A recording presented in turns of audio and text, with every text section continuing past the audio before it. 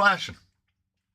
I remember to do maybe half the things. I probably remembered to do half the things. As Mr. Kit Crawlers pointed out, it is very nearly 80 degrees Fahrenheit outside right now. I keep saying it because it's true. This is unseasonably warm, even for us Southern California folk, where seasons don't exist. Like, we have summer, and we kind of have spring. We don't have autumn, and we certainly don't have winter, as evidenced by the fact we're 9 days from the winter solstice.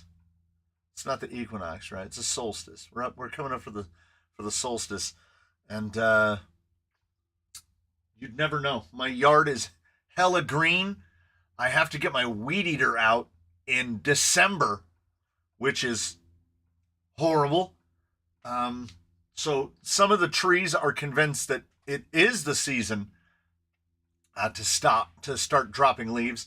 So we do have that little smidgen of autumn mixed with summer, because everything is green.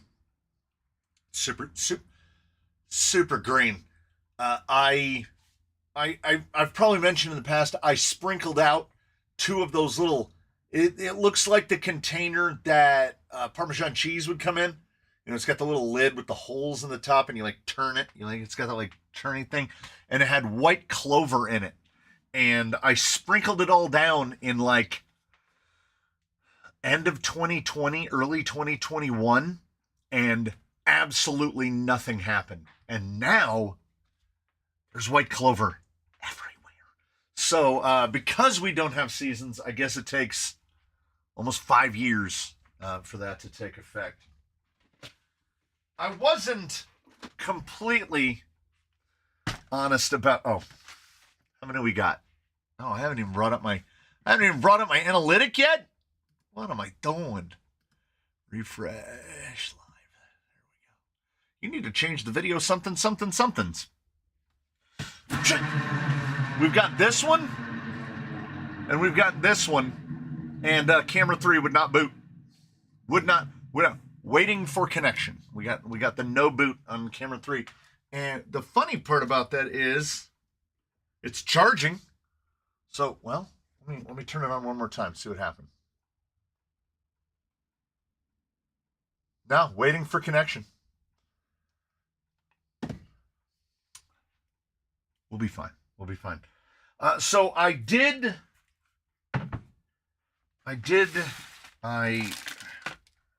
went ahead and I changed the springs on the shocks and topped them off with their internal juices,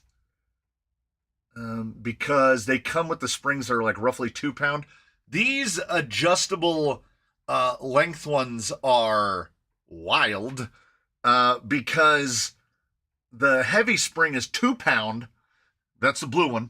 And then the orange spring is 0.55 pounds per inch, which is like, I think it's the second softest spring rate.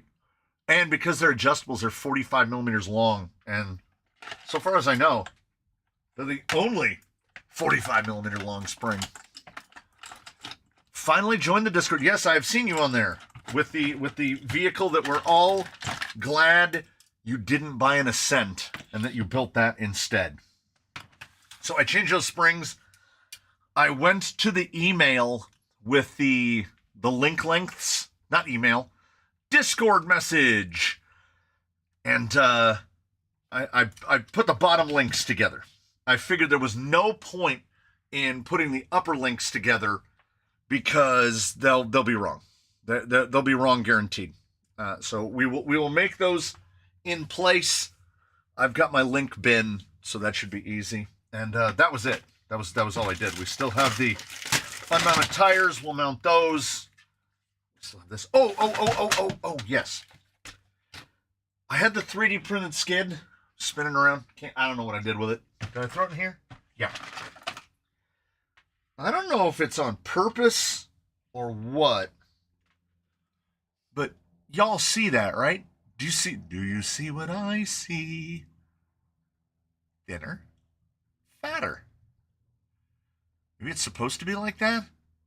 I don't know. So all I did is I took the Bauhaus that was the stock, that was the skid that was on her before, and I just took it to the sander and I took the front edges off. This also gives me the ability, because it uses the set screws, it gives me the ability to basically screw it together. So it'll be a lot easier to put it in the vehicle because stuff won't be all falling apart all the time. So I'm all right with the skid coming down a little lower instead of being flat, because it will also help with the clearance. Also, when I mounted it to the skid, I might have done the old Element disasteroo where they're 12s over here and 14s over here, or 12s and 10s. Either way, there's 2 millimeters of difference, and I think I got one on the wrong side, and I might have gotten the teeth on the 2555. I might have flattened one of the teeth. We'll find out when it first gets powered up. The motor has been removed because on these, so the skid is not supposed to be like that.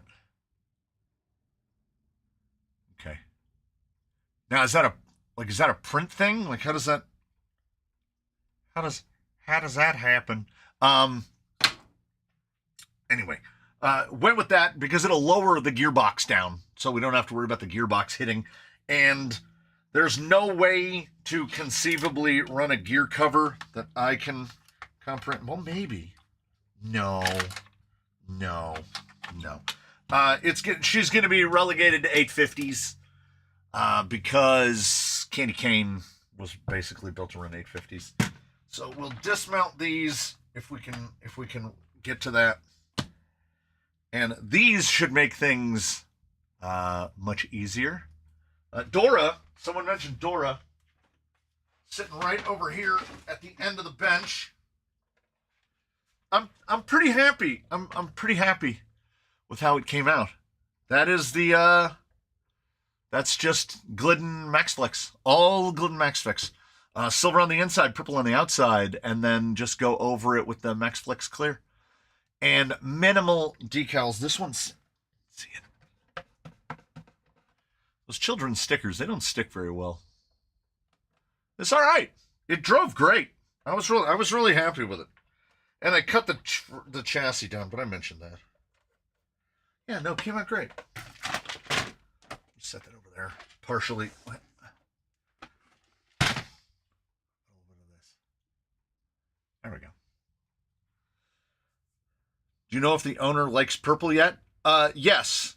They did indeed mention that they are 100% on board with the color. Who doesn't like purple? Who doesn't like purple? And as I mentioned, it's purple because I don't have that kind of teal color. So we go with what we got. I dug through. That was as close as I could get, and the Dora Jeep is basically that purple with orange. Yeah, that's like purple. Purple is a great body color. Like, I don't know if we have painted anything purple and it not looked good. And as a matter of fact, what do we have? 2? 3? Wiley was purple, but Wiley's gone now. I think there might only be 2 per. What's P&W? Pacific Northwest. I might switch to orange beadlock rings. I think that would probably be enough. And if I were you, you know what I'm thinking. I would just buy all new wheels, because the notion of removing 96 scale screws to swap beadlocks and then put scale screws back in. No. I try to avoid, if it has scale hardware in it, that's the way it stays for me. Let's see what we can do. Now, also by going to this skid, I can't guarantee it, but I think I believe I might be able to put all the links on and then just blink, put it down over it. Know what the difference is between pink and purple? The grip.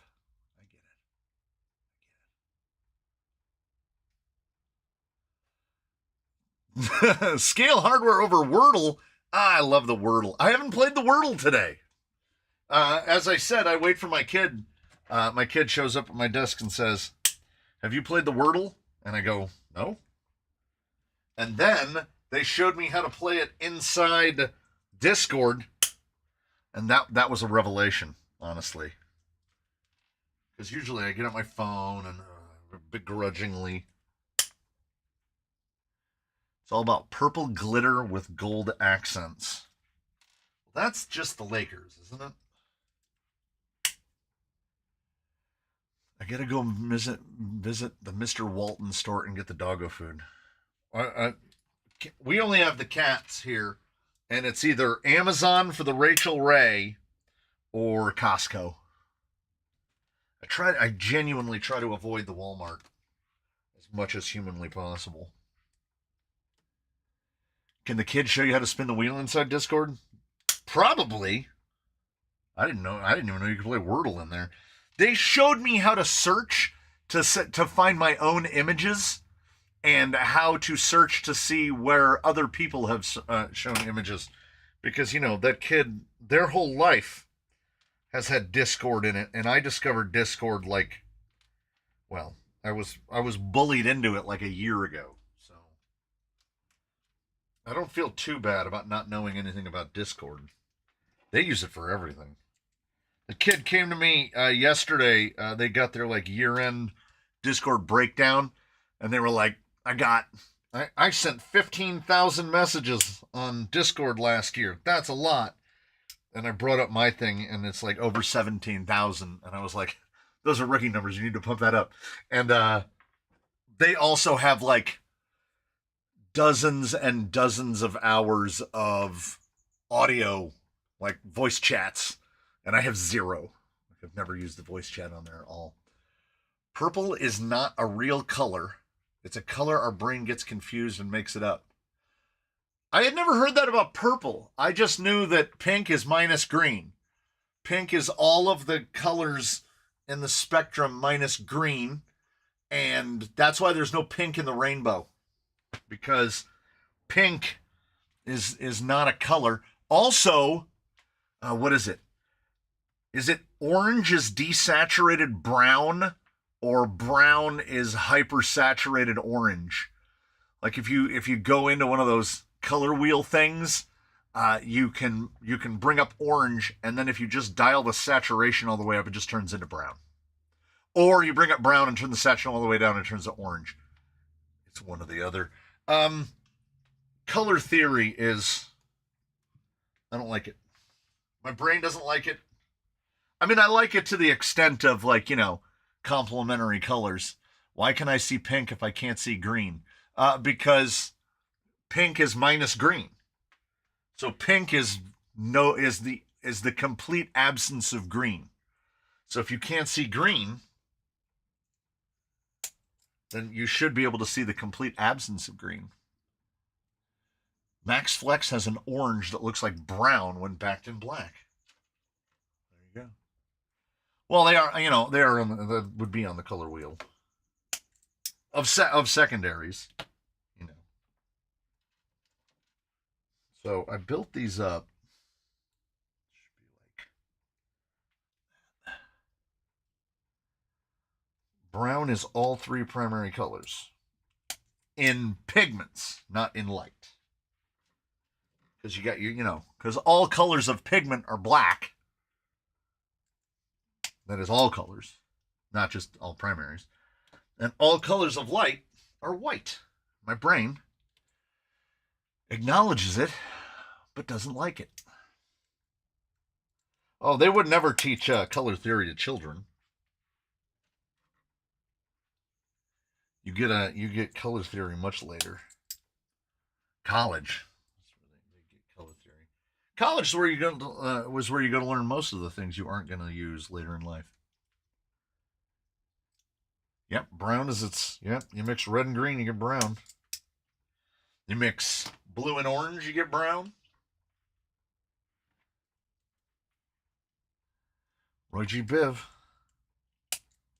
They had at the Hobby Lobby, they have this huge rack of the really inexpensive t-shirts that people use to, like, do iron-ons for family reunions, right? So they're like $4 or $5 t-shirts, and they have them in every color imaginable, and it's like probably like a 30 or 40 foot long section along the back wall of the building, and it infuriates me that they're not in any kind of order at all. Like, clearly the person who stocked those is paid by the hour, and that is the extent of their involvement in that, because it's like orange, black, green, yellow, blue, then the white ones, then red ones, and I'm like, we have a Goodwill up the street, and for a relatively short period of time, all of the little mobile racks that are right up against the window in the front was just full Roy G. Biv from one end of the frontage to the other, red, orange, yellow, green, blue, indigo, violet. And I was like, I like that guy. I like that guy.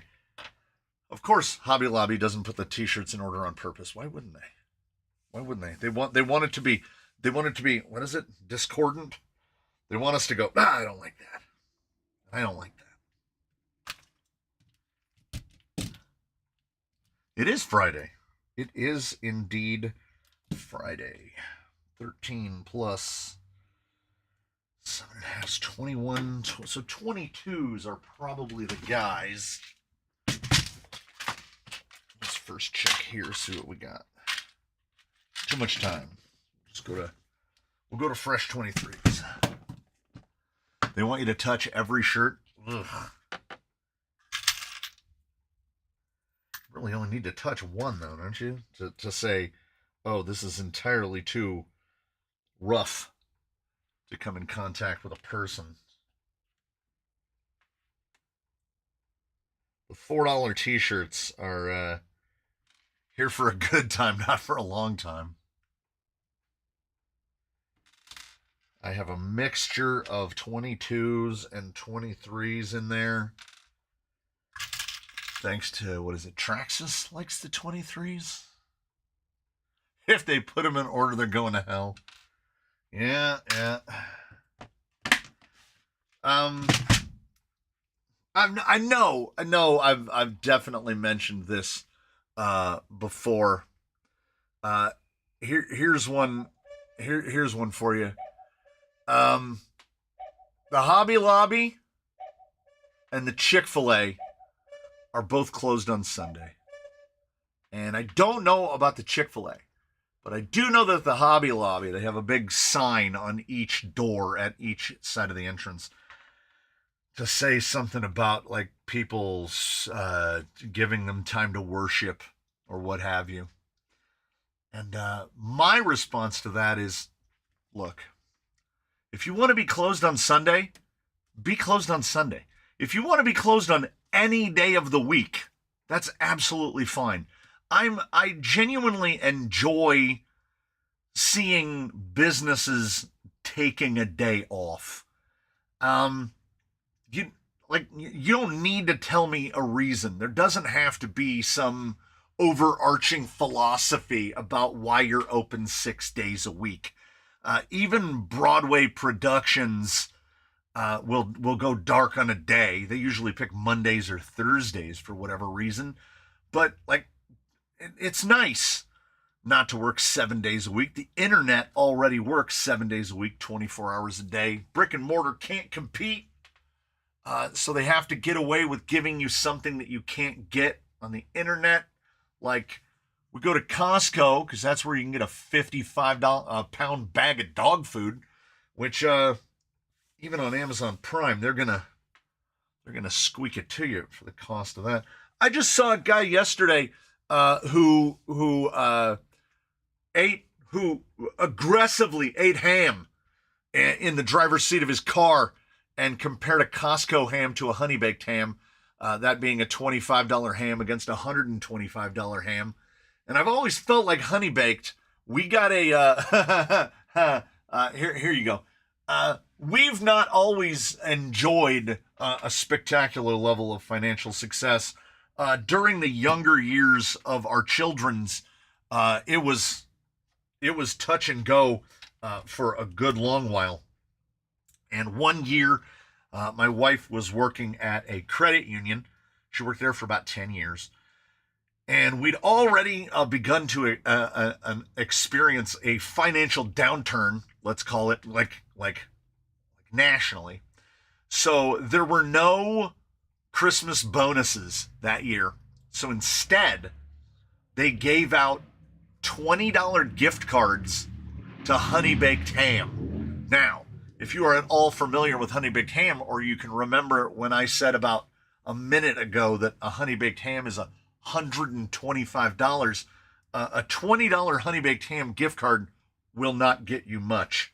So, a great number of the employees and co-workers of my wife said, there is no way that I am using this $20 Honeybaked gift card. Does anybody want it? And my wife said, hey, I'll take that. So fast forward a few days, she comes home with a stack like this of Honeybaked ham gift cards. And we had like almost $400 worth of Honeybaked ham gift cards.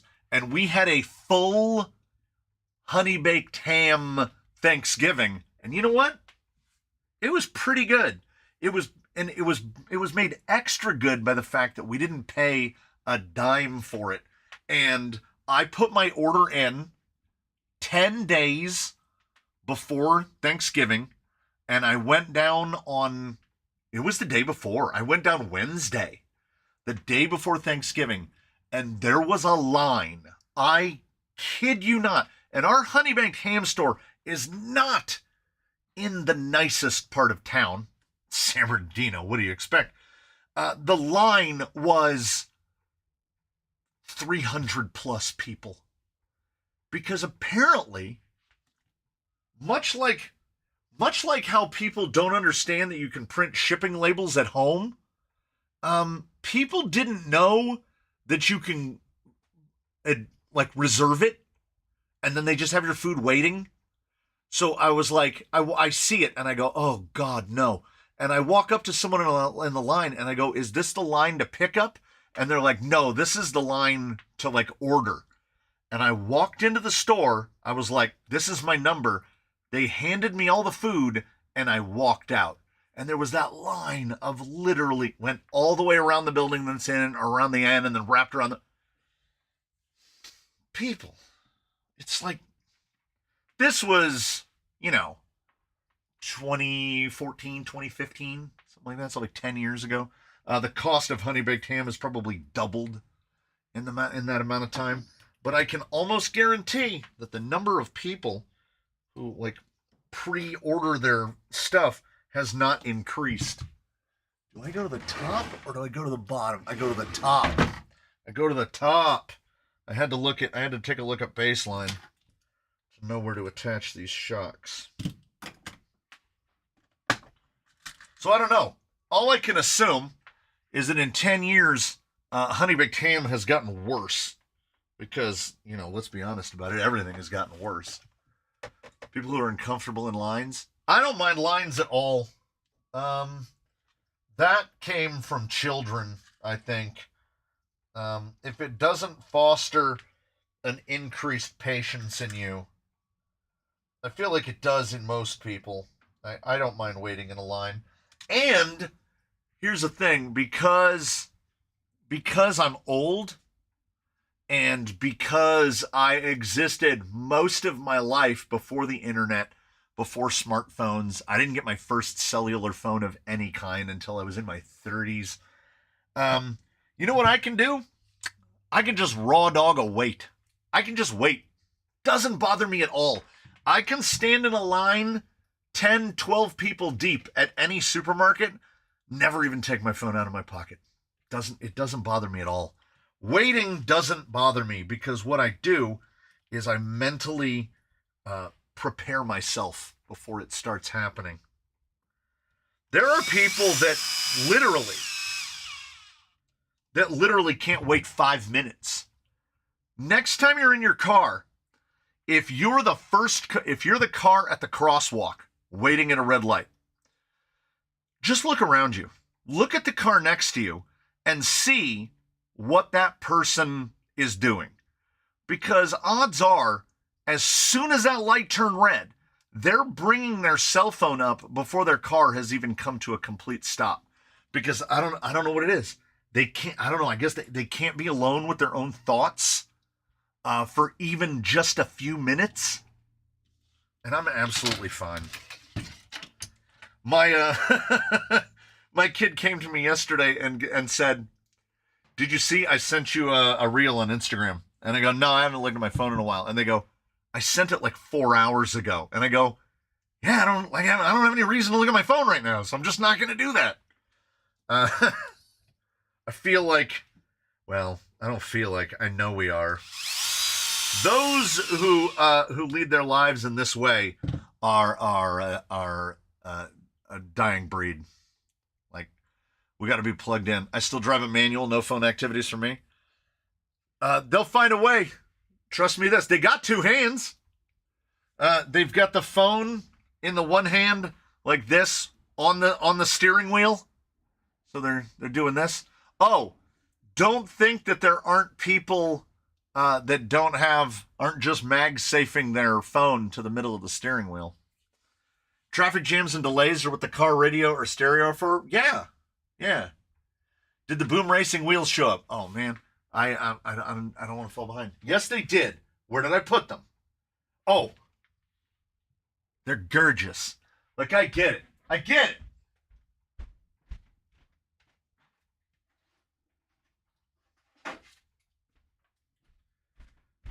We'll just grab one.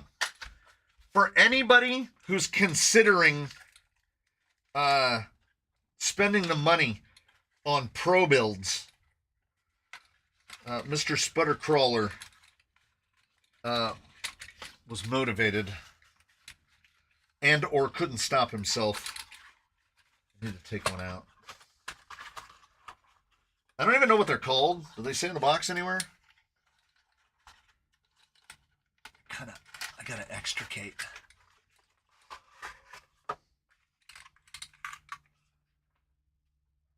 Like, you know what we need? We need more chrome. We need more chrome in our lives. That's gonna be fun to assemble. They are commitment wheels. They are definitely commitment wheels.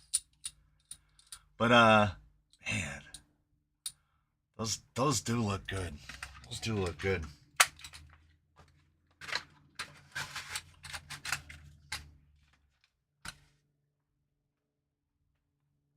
I guess center caps. Yeah, center cap tool. They think of everything. All the hardware.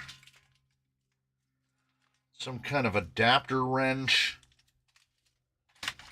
I'm not assembling these yet.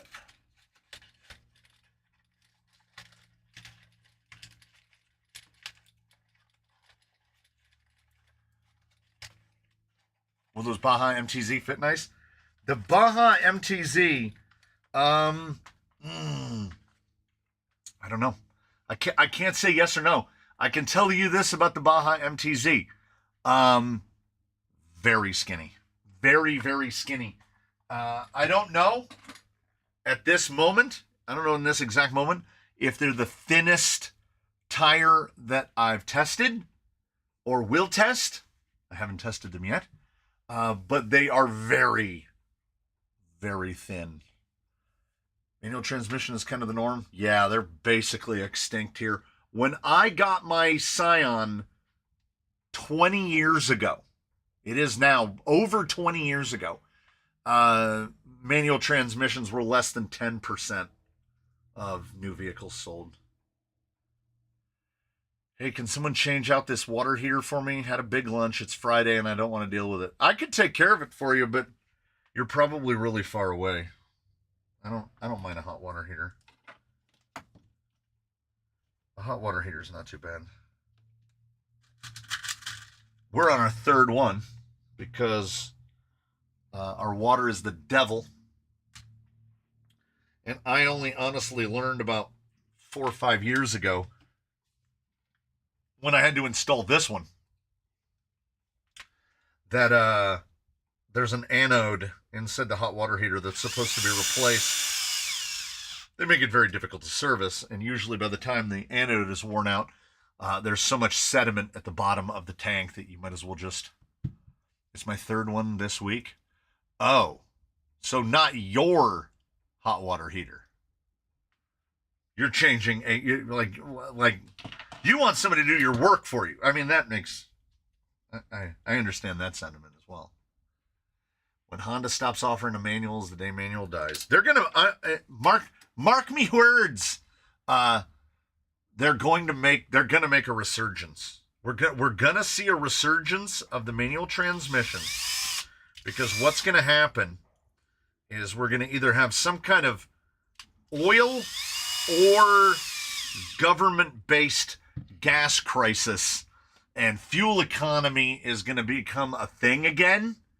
And they're going to remember, manufacturers is going to remember that they can make a manual gearbox for pennies compared to what it costs to manufacture yet another CVT. I think CVTs are going to replace automatics basically in their entirety, and CVTs are not designed to they are here for a good time as well. So off of the stock measurements, we should be somewhere in the neighborhood of 300 millimeters, give or take. Problem with fuel economy coming to thing is that CVTs will take over even more. 295. It's not bad. I test drove my first CVT and hated the feel. They're so weird. They're so weird. They like the shift points are fake. It's very difficult to buy a car that doesn't have one. I still, to this day, when I think CVT, I think of old Odyssey off-road things with those cones that made it bigger and small. That's what I think of when I think of CVT. Feels as if you're riding the clutch in a manual. Yeah. And here's the thing with CVTs. You can get in two cars and the CVTs will feel radically different because it's a computer doing all of the stuff. So my wife has a 2025 Corolla hybrid because she's a commuter. She drives, her commute is 28 miles each way to work, 3 days a week. Plus she goes to the gym, which is very close to her work. So it's usually 5 days a week, 56 miles a day, right? So fuel economy is kind of paramount. That hybrid with the CVT, I call it space car. I just call her car space car. It is the weirdest thing because you go to get onto the freeway and the needle on the tack goes up to about, if you have the screen up that puts up the tack, it comes up and it gets to about 2,500 RPM or so and doesn't move. It just sits there and you're going faster and faster and faster and faster. And the needle just sits in the exact same spot. And I'm all, you know what it is? It's wizardry. It's wizardry is what it is. And then you get onto the freeway and the needle drops down on a 4-cylinder, drops down to like 1,800 RPM and you just motor along like that. I don't understand. Yeah, UTVs, that's where they got it. You know, they came from that world. And it's one of those things where it doesn't, it, it really doesn't matter if you like it or not. They've gotten to the point where they give you no choices. You have no choices. It's not wizardry. It's just big snowmobile junk. I'm no great fan.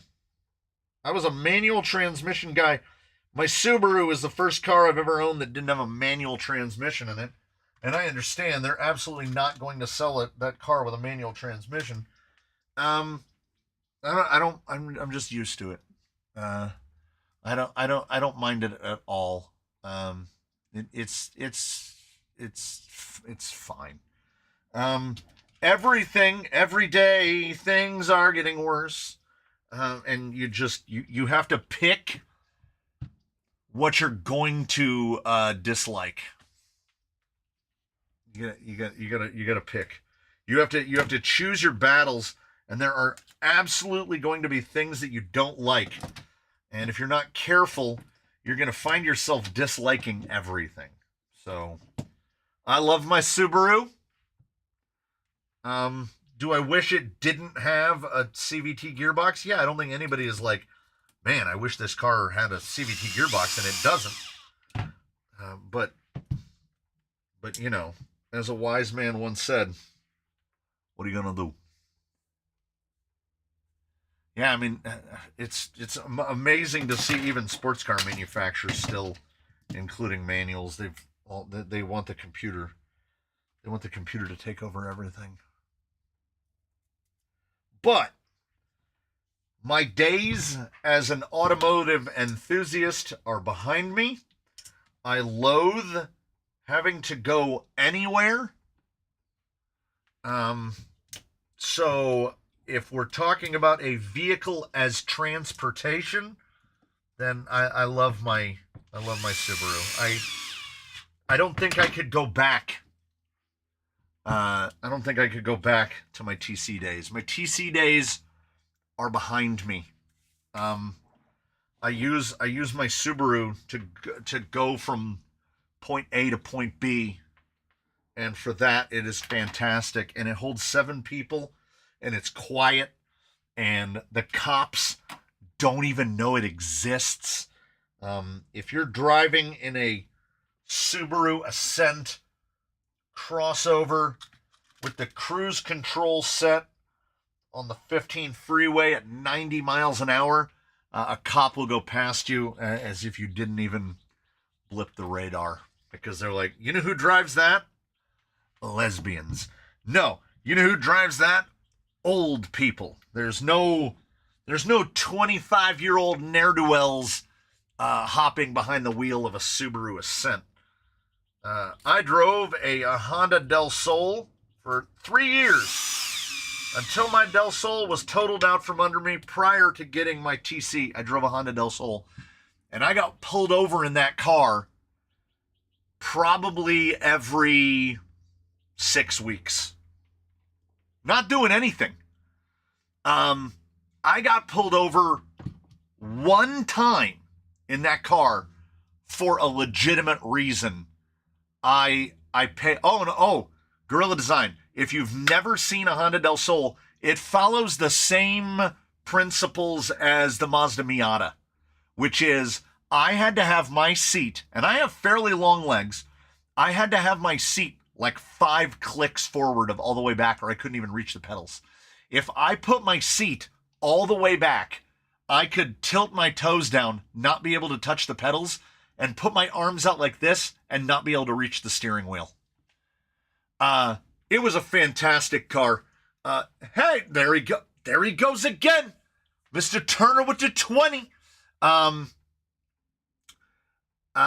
The Del Sol had so much room in it. So much room. The 2-seat Hondas have so much room in them. The best and worst thing that happened to me was when that car got wrecked. When that lady in a Nissan Maxima totaled that Honda out from under me. Because when she totaled it out from under me, I got a TC, and then I made parts for the TC for 15 years. So that worked out. But I still miss it sometimes. It was a great car.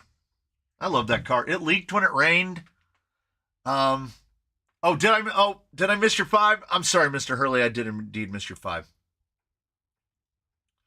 I had a 69 510 that had pot leaves embroidered in the headliner. The cops loved it. I bet they did. Like I say, every 6 weeks I got pulled over. I'd be coming back from bowling, I'd get pulled over. I'm sure I've related this to you before as a collective.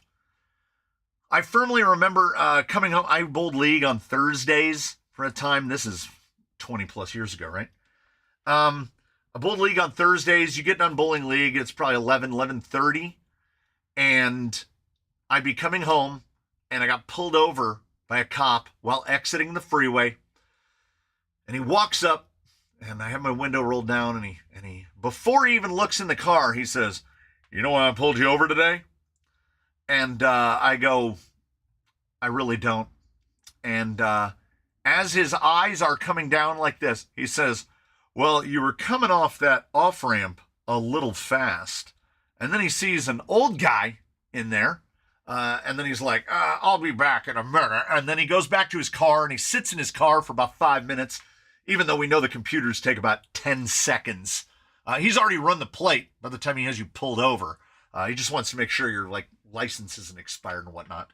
And then he comes back because he can't manufacture a reason for having pulled me over because I'm not 22. And then he let me go. I paid a ticket one time in my 3 years of ownership and got pulled over like 14 or 15 times, I want to say. Including a burst where I got pulled over 3 times in the same week. So it was great for a lot of things. It was not great for that. They were pulling over the car, not the driver. Wink, wink, wink. They're pulling over the car assuming they know who the driver is. So not having it, And I had mine.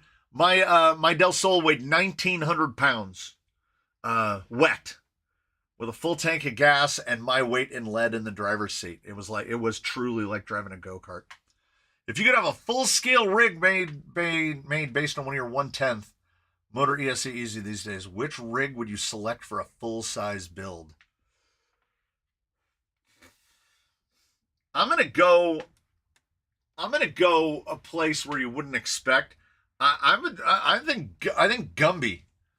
I think Gumby would be the most ridiculous one to have full size. A giant rock buggy that's 4-wheel steer. I would take that. I was pulled over 5 times by the same cop in my 63 Falcon. One time I was caught catching second and third.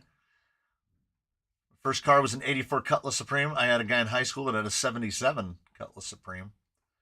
I got pulled over a couple weeks ago because my license plate was obstructed. I have an aftermarket backup camera that covers maybe a square inch of it. I think maybe the cop just didn't recognize my plate. Yeah.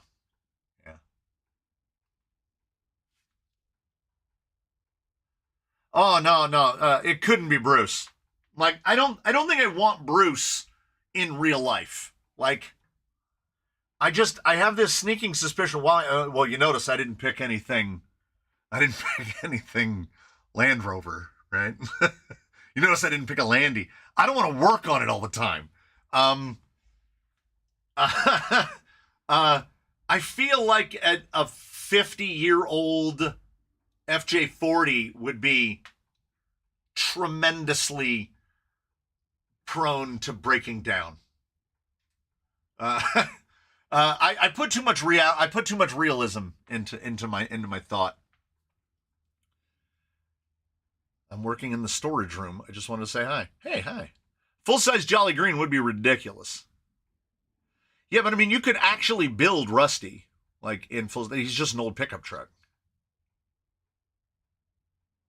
Baseline 100% can drive to work and wheel.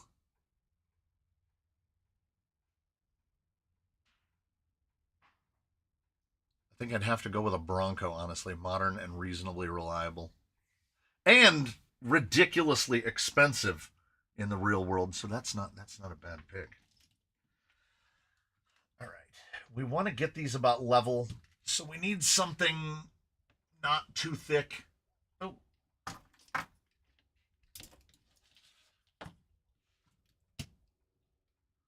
It's too thick. I said not too thick. Oh, I got it. I got it.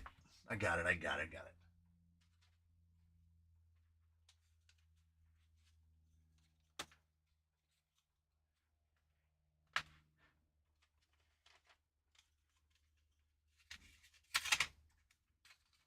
Four of these. Yeah. That's pretty good. Okay. Want that right about like that. That's a decent amount of tilt. I'm not gonna lie. That's a decent amount of tilt there. Then we're gonna want probably like 110. Probably like 110. Hopefully these are curvy enough. Got to scale up the suspension and flex of the 110th rig. Yeah. Just think, like over 5 feet of articulation. Feels like a lot. By the way, I like Wednesday's show. I was cracking up. She was son of a gunnin'. She was son of a gunnin' a lot. What is the smartest way to dampen reverb amplification in a crawler body? Let me get the guy. The first one that comes to mind.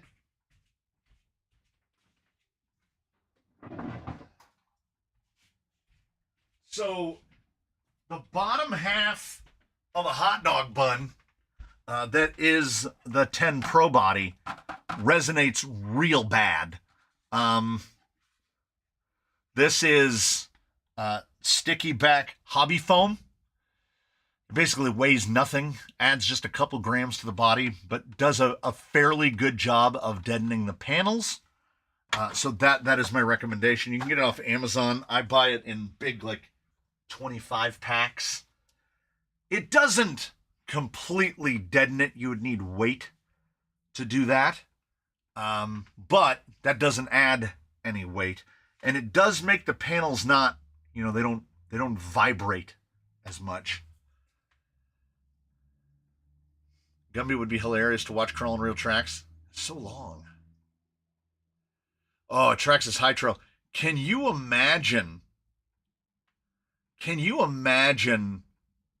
those 2.2 LP Canyon trails blown up to full size?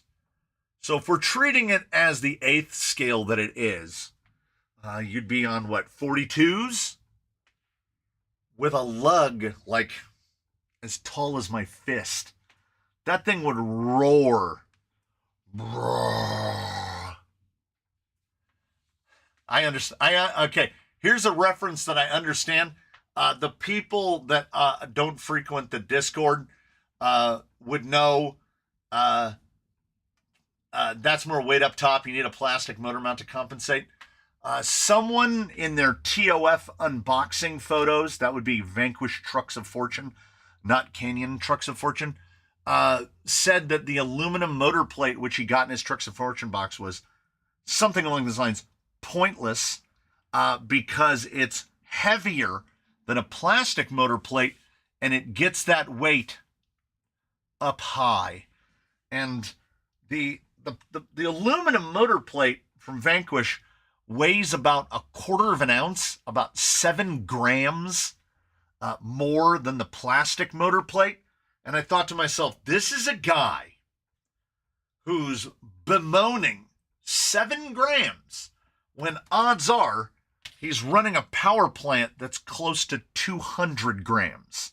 And he's probably fitting it with a battery that weighs twice that.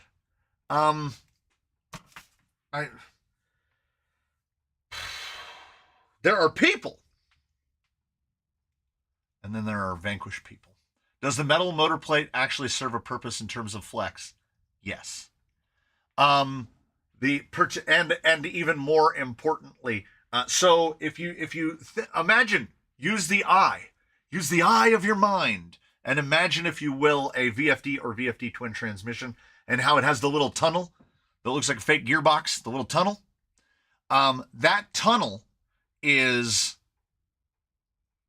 important if you have the plastic standoffs and the plastic plate, because if you don't, the whole thing will twist.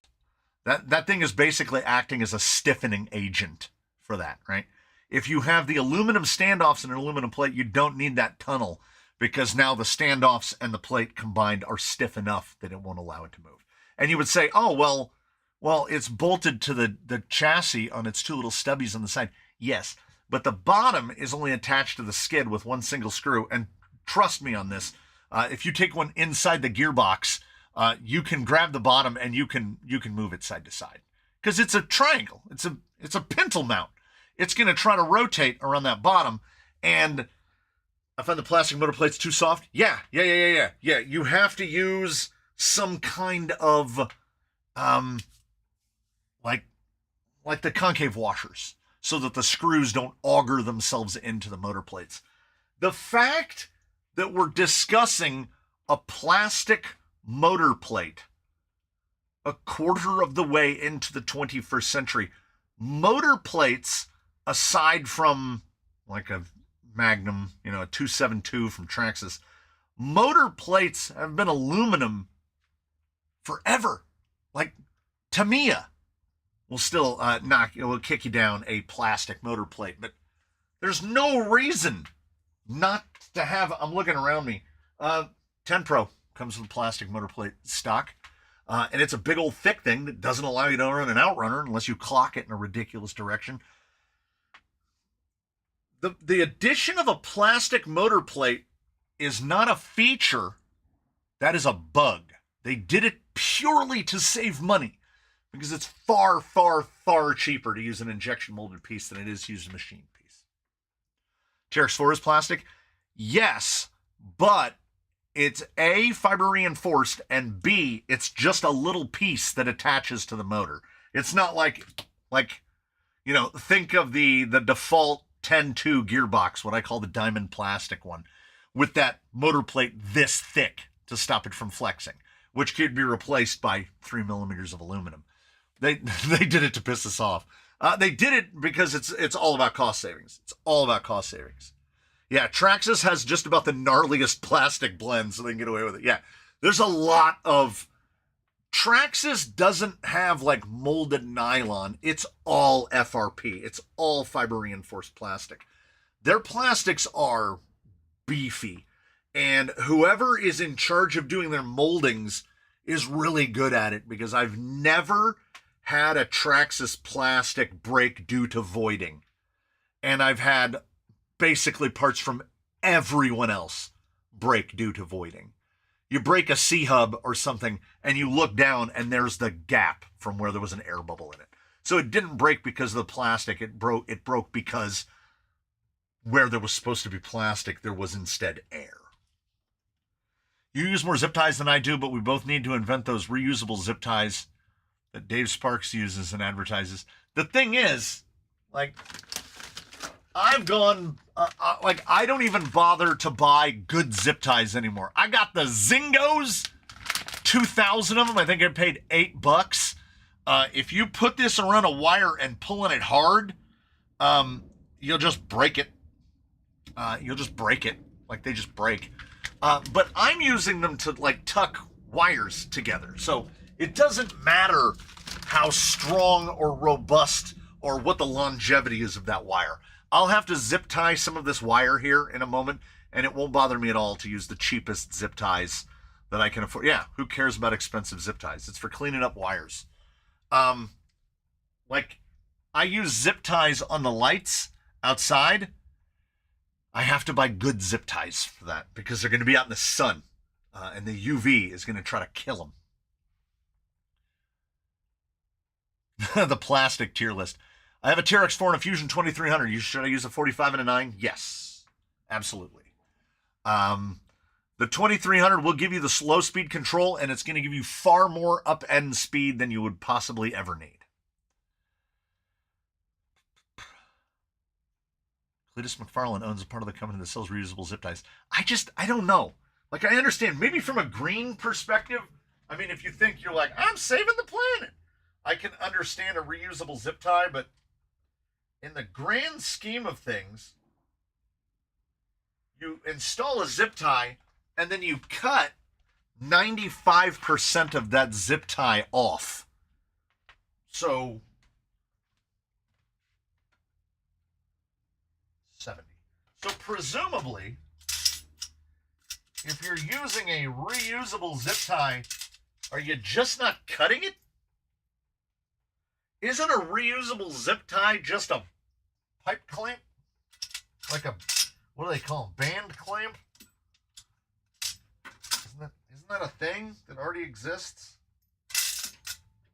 I hope these are 70s. See if these are the right length.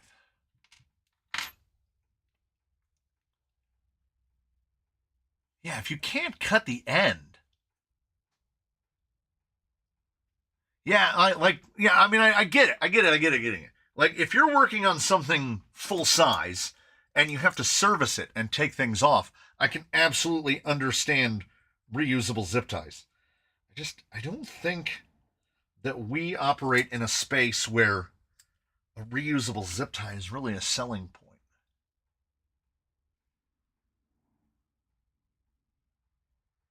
Yeah, also, a reusable zip tie that's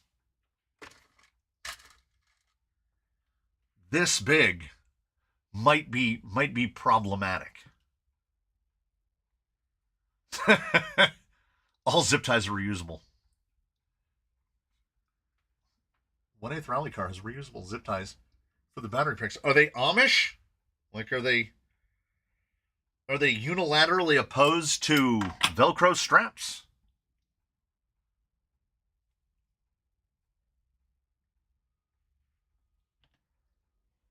I don't know if I would ever find the need to, honestly, reuse a zip tie. I mean, if 2,000 of them are $8, cut them off and put on a new one. I cut them off all the time because I operate from a position of gross overconfidence where I put something on and I'm like, this will be fine. Nothing can possibly go wrong. We're just going to stick these on here. We'll never have to change anything about this. And then invariably, sometimes as little as 20 minutes later, I'm cutting that zip tie off. I mean, that's not quite right.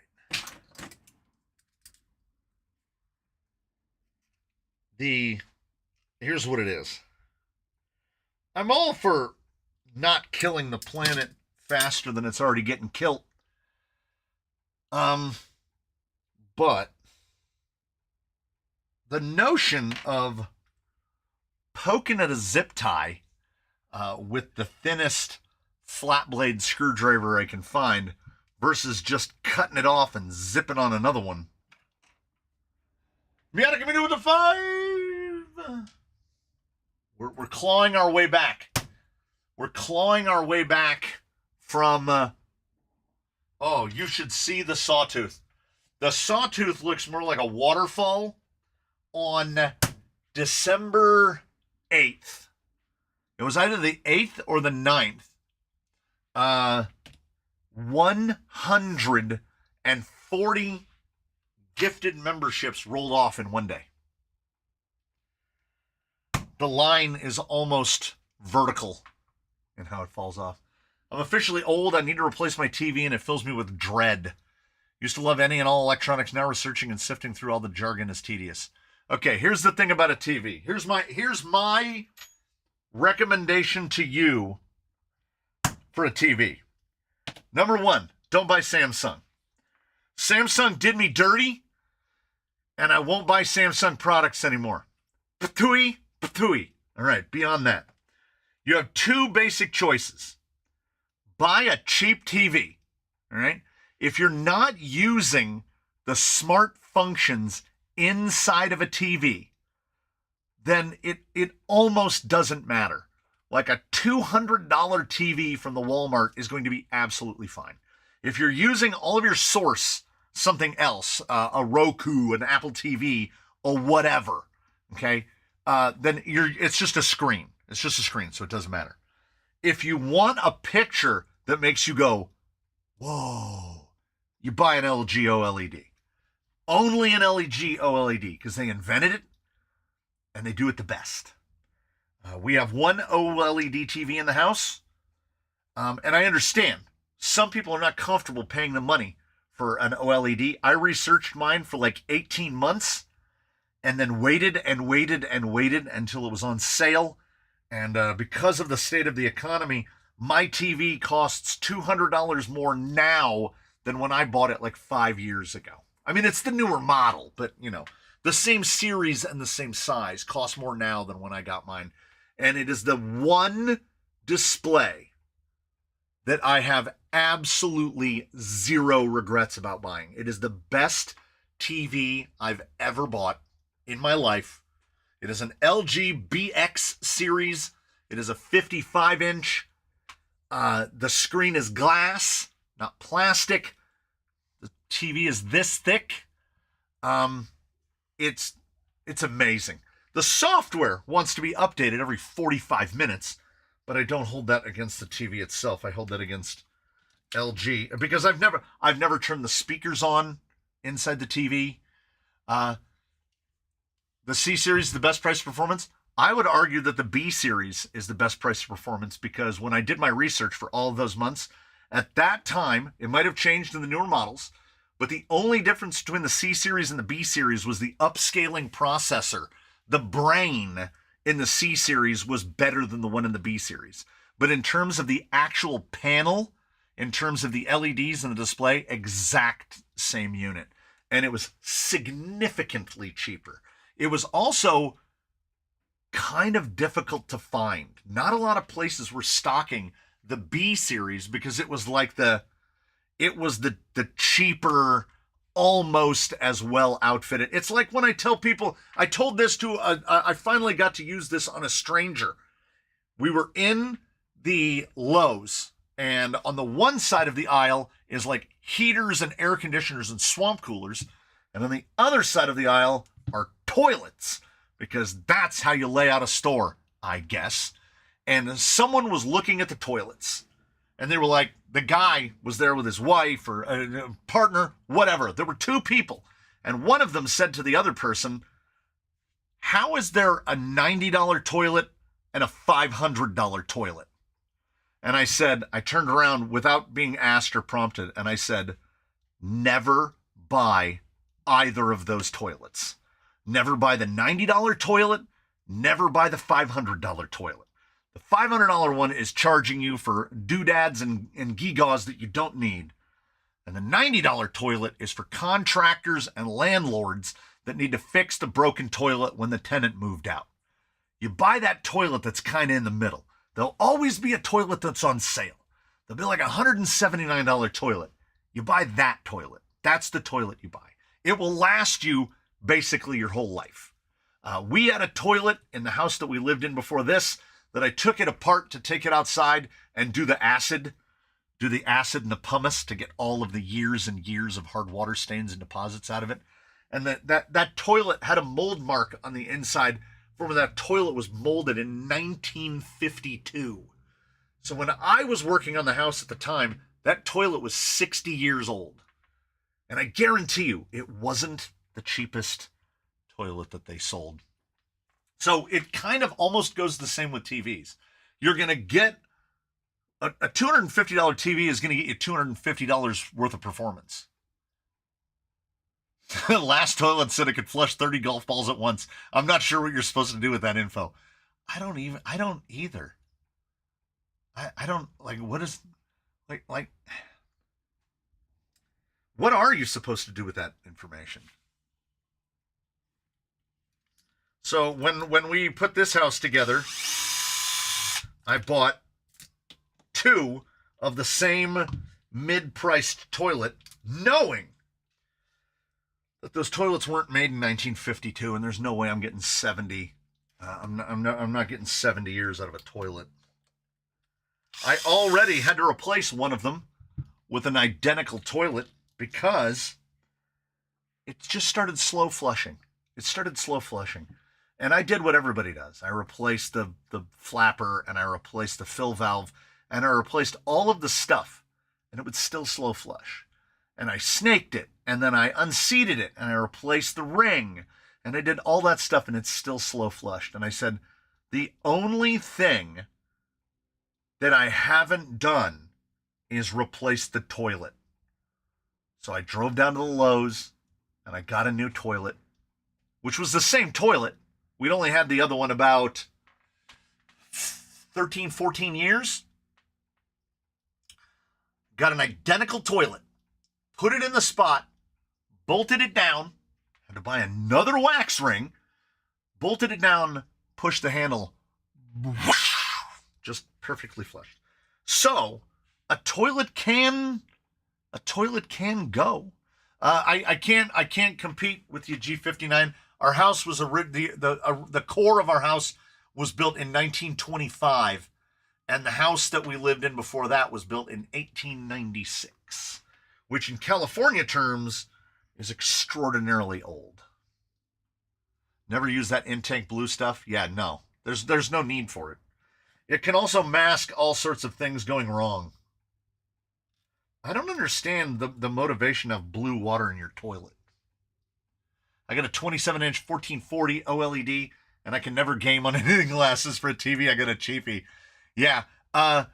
Nasmo, I've come this close to buying LG monitors for myself in the house, but I run a 3-monitor setup.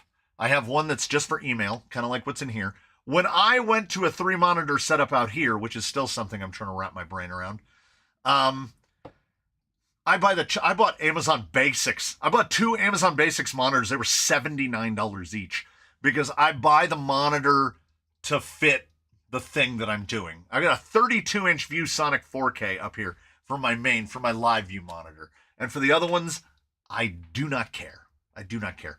And because I play games on the one and I edit video, I really want to treat myself with some LG OLED monitors. But at the same time, I also don't want to spend $1,300 on a pair of monitors, because the pair of monitors that are in there now, I got at Costco, and they combined to cost me about $375, I think. I can check it. Oh, that's way too long. That's way too long. This is why you feel like you're guessing. So what we can do, we can lean it back. Oh, because I went below the, no, wait, maybe it isn't. Maybe it isn't. Maybe it isn't. I went under the BTA. My grandma's house was built in 1921, and the only bathroom is in the added part of the house. So our house is not, well, actually it kind of is in the middle of our street. It's not geographically in the middle of our street, but it's more in the middle than it isn't. Okay. So this is what it's like to live in 83-inch. I judge the state of the economy by the 65-inch C-Series LG OLED at Costco, where I've watched the price of that same TV vary between $11.99 and $17.99 with apparently no changes in the economy. It is currently sitting at $12.99. A week or two ago, it was at $13.99. You got to wait for some sort of big sale for it to hit the $11.99. Yeah, $13.99 for the 65. At our Costco, well, maybe it's gone up. When I was at the Costco on Wednesday, it was $12.99. It might have gone up $100 again, but I judge it's kind of like the outstanding test of the economy is how long is the line at the In-N-Out. Because when the line at the In-N-Out gets shorter, you know things are getting tough because people get, and Starbucks. You can substitute Starbucks or What's that other one? The one with a windmill on it. Dutch Brothers. Costco website sometimes shows higher prices if you aren't logged in. It also sometimes shows the online prices, and it'll have a little asterisk because they'll just roll the shipping cost. So that means it's probably a $12.99 TV with $100 shipping tacked on top of it. So when the house that we live in was built, it was, it's time for a new pen. It went like this. Okay, it had 2 rooms. There was a chimney right here that serviced both rooms, and had a door right here. So this is a door. This pen is. We can't go on this way.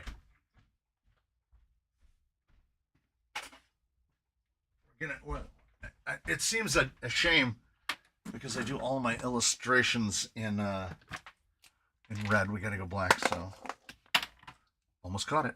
So. Here was the original house is built, right? Chimney here, door here, door to the outside, right? Not quite centered, right over there. And then a door to the back, almost kind of over here. So that was the house. And it was about, I would say, 13 feet by about 12.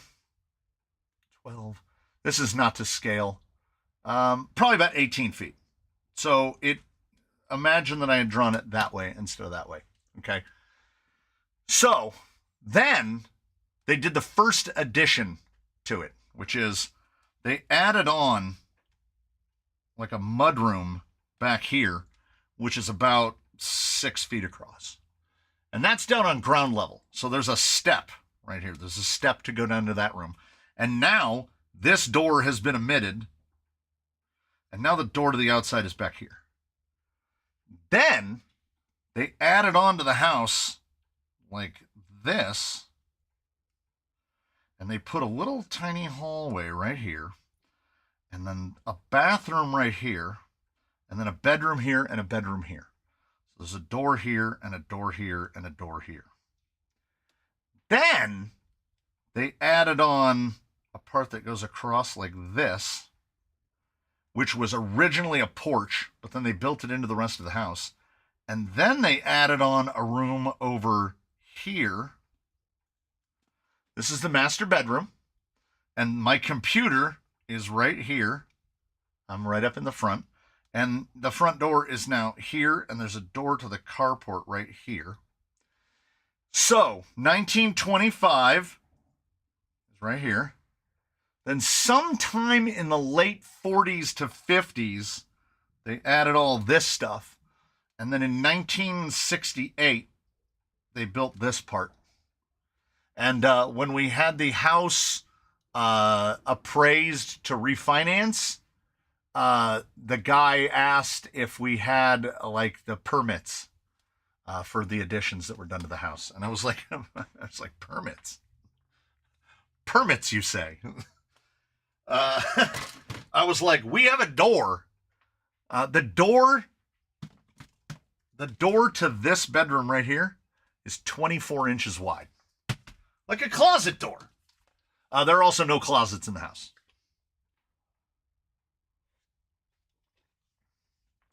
Any tips for fixing the wiring in my over 100-year-old house? You can get 250-foot spools of Romex at Costco, of all places, and you generally use the old wire as the fish tape to pull the new wire.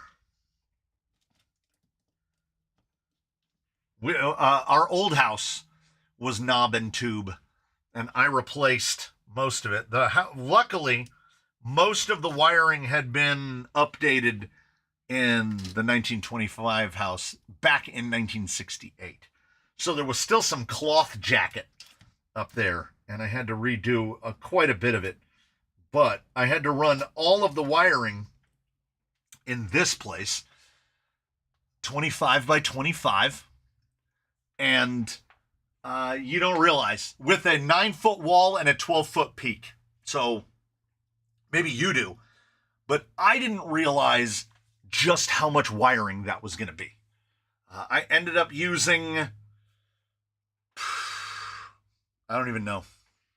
There's probably 2,000 feet of wiring in this building to wire all the outlets, because I've got two 220 outs and then all of the 110 outs. There's, jeez, I don't even want to guesstimate, but I'll say 40. There's probably 40 outlets in an 8-foot by 8-foot right over here. About one spool 250 of 12.2 and 250 of 14.2. You're probably going to end up needing more unless your house is very small. Because, like, if it's coming through the attic and then it goes down, to travel 8 feet, then you got to go down 8 feet. You just use 16 feet of wire. Just to get from one side, like where the load center is in here, the wiring will, so this is much easier. And this time I'll make some small effort to draw an actual square. Look at that. You are here. This is where you are right now. The camera is right here. You're looking that way. Here's the door. Here's the load center. We'll put a plus right there. There's the load center. Here's the door to the outside, which is open right now. I'd show you if camera 3 was working. So when the wires come in from the load center, they go up the wall, and then they run along this wall like this, and then they wrap around and they run along this way over here. Here's where all the 3D printers live.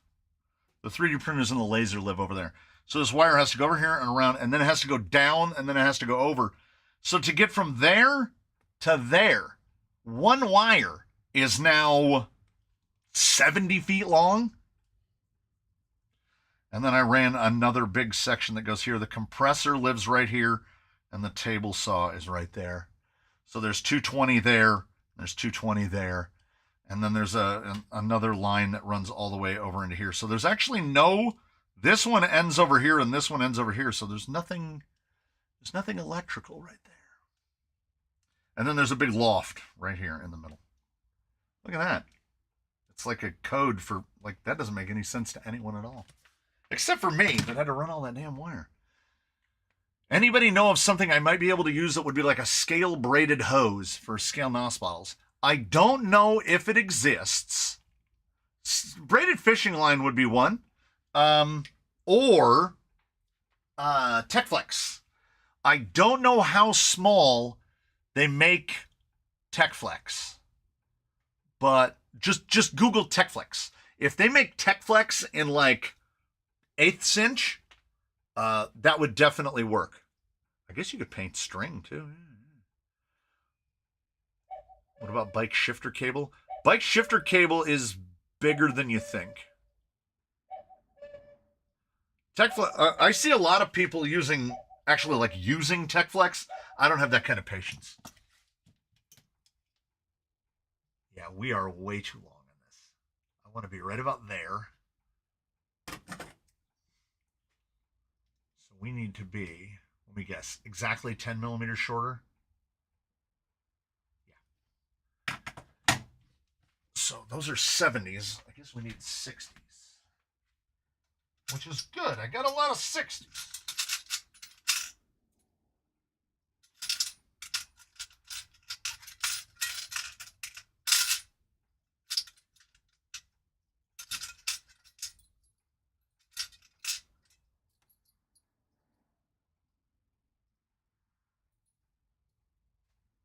The fun part is finding two of them that are the same thing. Link Olympics never ends. That's a 55.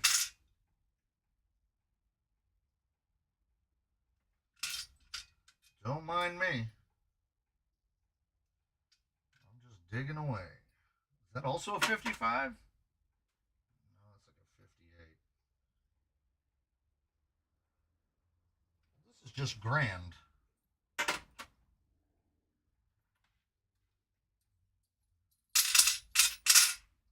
Can't find 260s that look the same.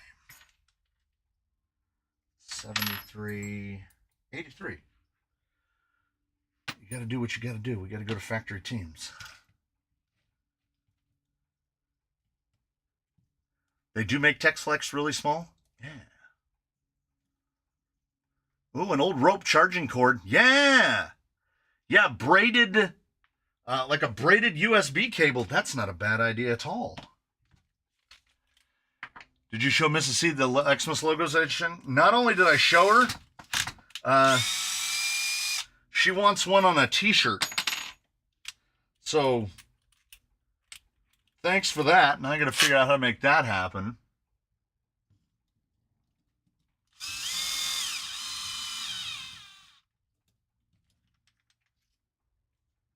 Well, also, bike cable is not super flexible. She likes both the Christmas one where they have hats on, and she really likes the girls' team one. She really liked that one. And I am still, I mean, okay, I'll be the first to admit, not hyperactively. I'm not hyperactively trying to find a source that's better for t-shirts. I've never made, if anybody has ever bought a t-shirt or a sweatshirt or anything that has the Crawler Canyon logo on it, this won't make any difference, but I've never made any money off of that. I don't know where that money goes. I don't know how many people have actually even bought them. Also, if you've ever clicked through one of my links to get something, an AliExpress link, which I know I don't put up often, but I've never seen a dime for that either. So I don't know. I don't even know how it works. I don't know if there's like a threshold that you have to meet. I don't know if they pay once a year. I'm going to get like a $200 check out of nowhere. I don't know. It's often just easier to send links because the links tend to be simplified.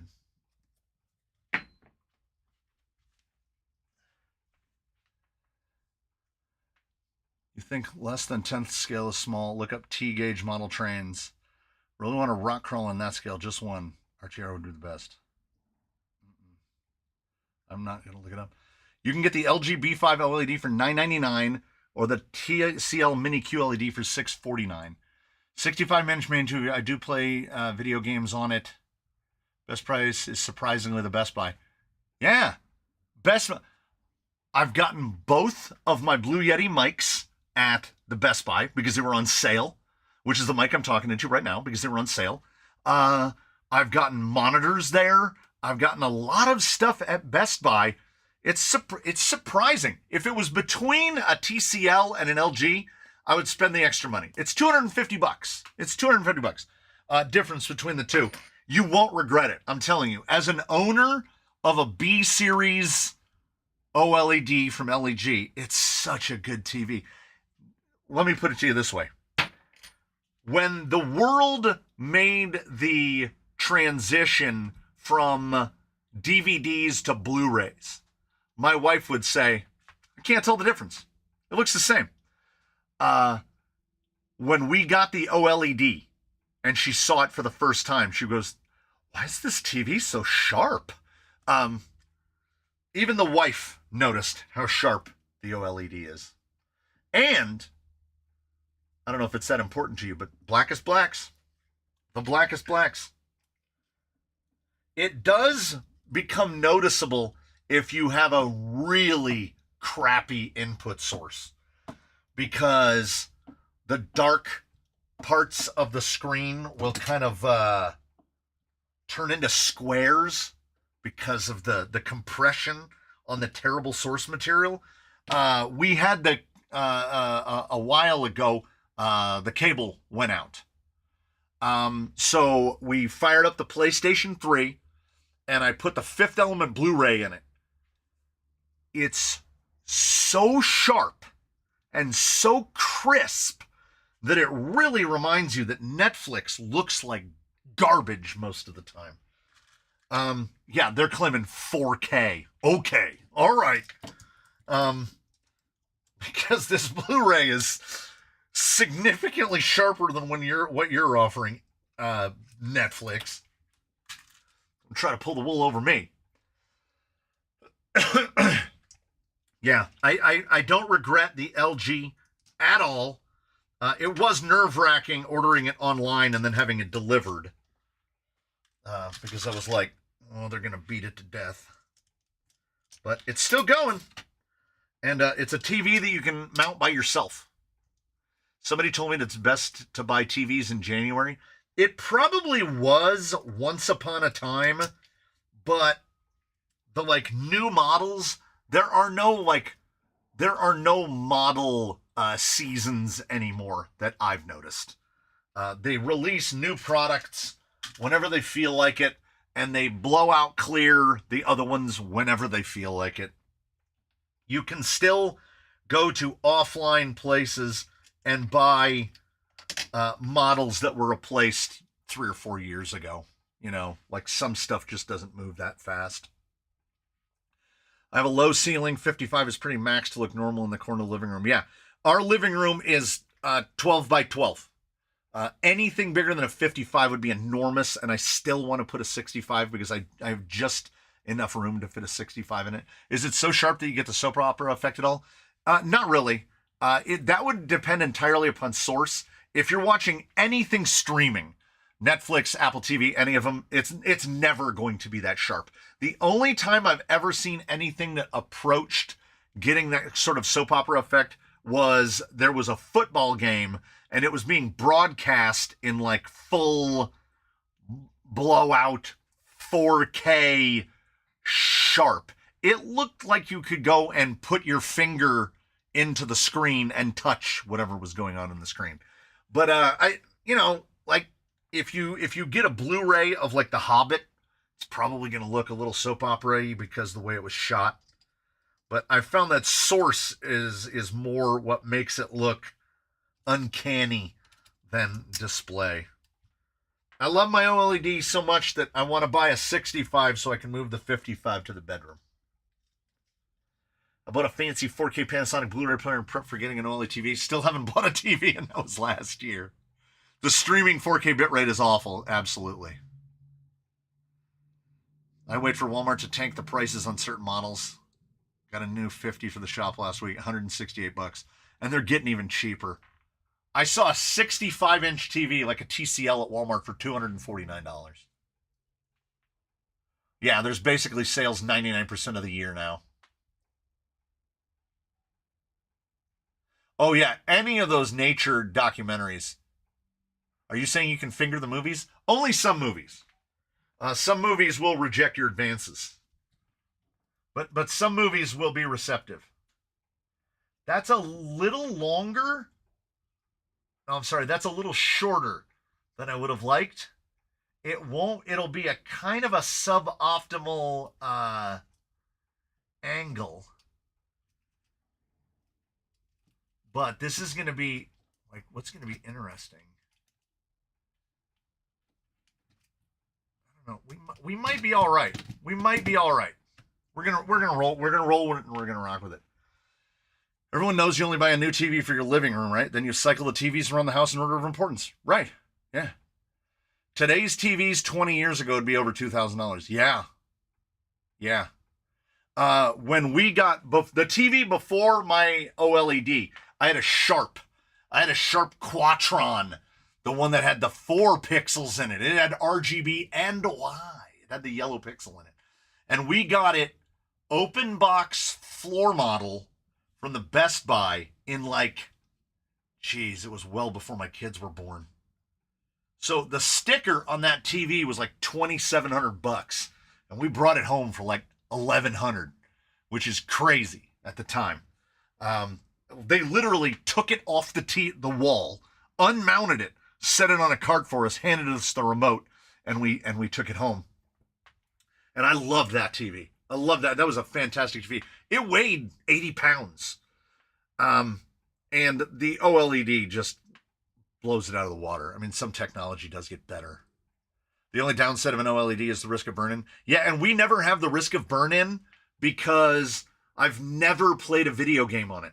So I don't even know how good the video games would look on it. One day, I thought to myself, I wonder how it would be if I just hooked up the PlayStation to my computer monitor and just switched the input. And I used to have an HDMI cable running along a gap in the floor, and then coming over and plugging into the back of my monitor.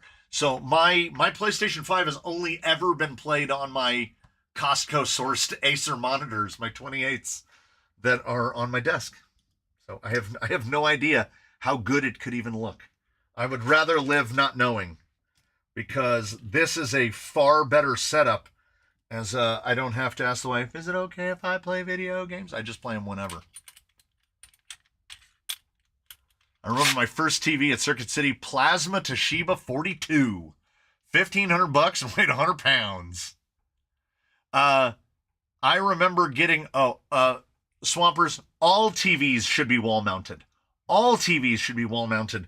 The only people who are wall mounting their TVs are the people who have never been on the internet and have never watched a cat lose its mind and knock a TV off the dresser. I'm not trusting my $1,000 TV to two little plastic or aluminum feet. I don't even have a single monitor that's not on a monitor arm or a mount. Neither do my kids. The only monitors that aren't on arms are my wife's work from home setup, because they're those HP ones that have the things that slide up and down. Like you can raise and lower the monitor like this much, and they're super thick, and they're Hewlett Packard, like office grade, whatever, where the housings are like aluminum, and they weigh 25 pounds each, and they're supplied by her work, so I don't care what happens to them. My 50-inch Panasonic Plasma, my cost at the home install shop was at $1,500. I haven't had a TV since the Canucks lost to the Rangers in the 1994 Stanley Cup. Refresh rate counts on gaming monitors. Yes, it does. You better not mount your TV over the fireplace, though. I just agree with that. Like the TV, you sit down on your sofa and you note your eye level, and then you put the middle of the TV at eye level. I don't know why that's so hard, but my God, are there a lot of TVs mounted above fireplaces. I would still have the Sharp if I hadn't decided to buy the OLED. I'm sure I've related before that I gave the, because the Sharp sat here in the box. It was a 52. 52? I think it was a 52.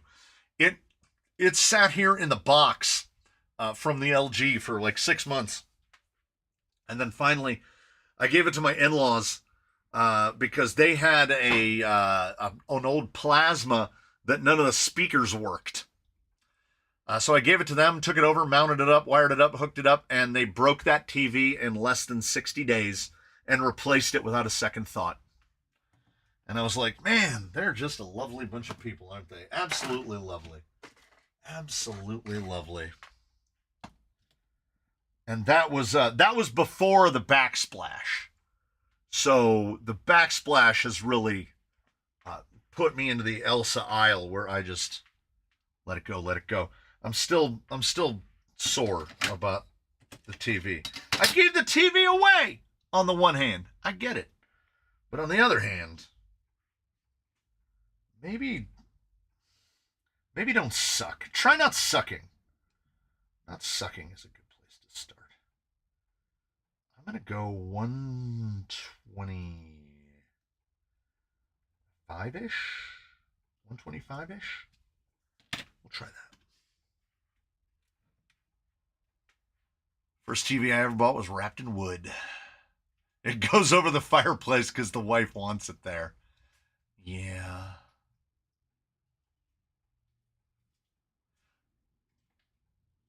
One of the first TVs I got was a Sony Trinitron, the flat face but like tube TV, CRT, and it had two aluminum handles on the top of it that slid out because it took two people to move it anywhere.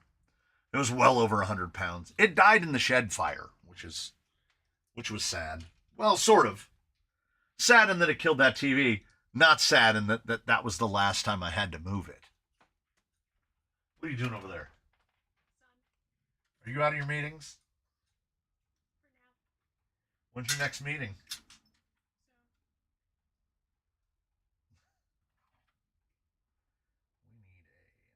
We need a 85.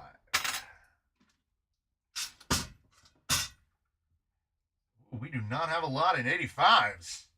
Oh, how far apart are those holes? Can we get away with a 90?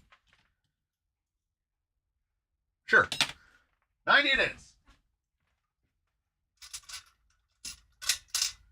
Don't have a lot in 90s either.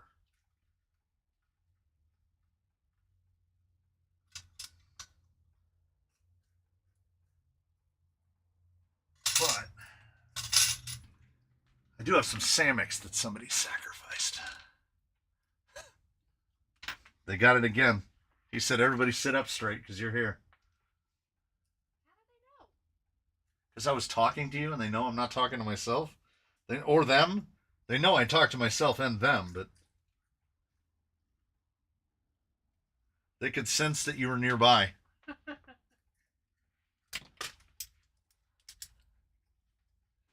Why are top shafts for LCG FMM trans hard to find? Because everybody rolls their own. There's no spec and no standard. I have made my own on more than one occasion by getting an old top shaft from something, cutting it down and drilling it with carbide drill bits, because there's basically nothing available off the shelf. They don't want us to have it, I guess. Now see, I just did it again.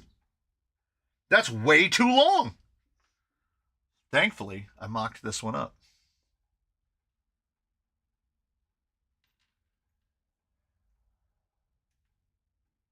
Am I going today?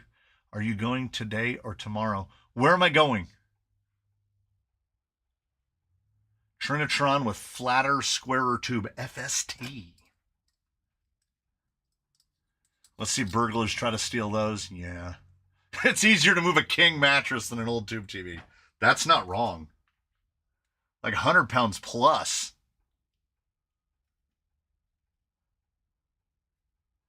Glad I watched the tier list video on servos before my Reedy 1523 took a poop and ended up grabbing a ProTech 370 TBL. That's a lot of servo. You should get the Boom Racing adjustable links. You know, in moments like this, I believe you're absolutely right. I probably should. Why is there only 193? Because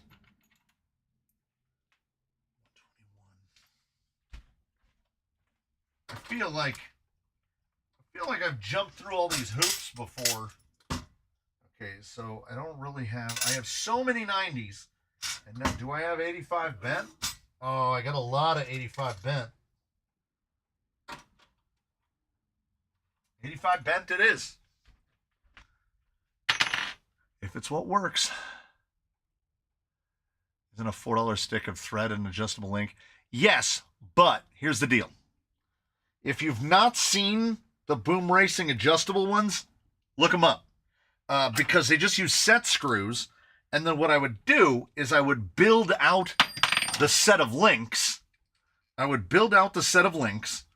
And then when we're doing this right here, I would get a link that's close, slide it to length, tighten it down, then just take it off, measure what it is eye to eye, and then build a correct link for it. I don't think I would ever run them, but they would be nearly invaluable for this.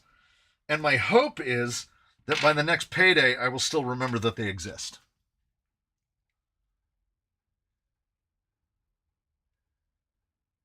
I've been using the stereo for TV Sun since before the death of the picture tube. Same. I just fried my Fusion Pro while watching your show yesterday. Well, don't do that. My top 3 for servos, Flash Hobby and AGFRC, are at the top.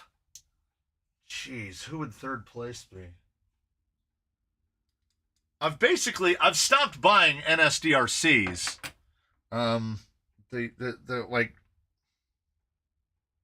They're getting the pricing is getting ridiculous. It's getting too boutiquey. What have I bought most recently?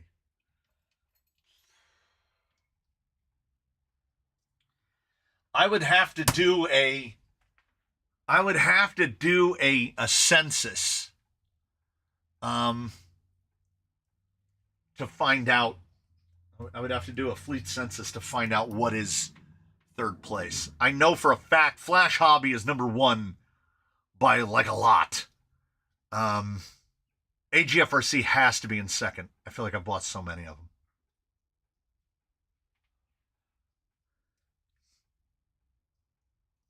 If you use the speakers in the TV and not a sound system, you are a monster. I wish I could argue, but that sounds factual. As I said, the current TV has never even had the speakers turned on. You think blue case? How many of those servos did die? Like how many servos have I killed? Like total? Or how many specific servos have I killed? Like how many Flash Hobbies have I killed? Is that what the question is? Can't even face it that way.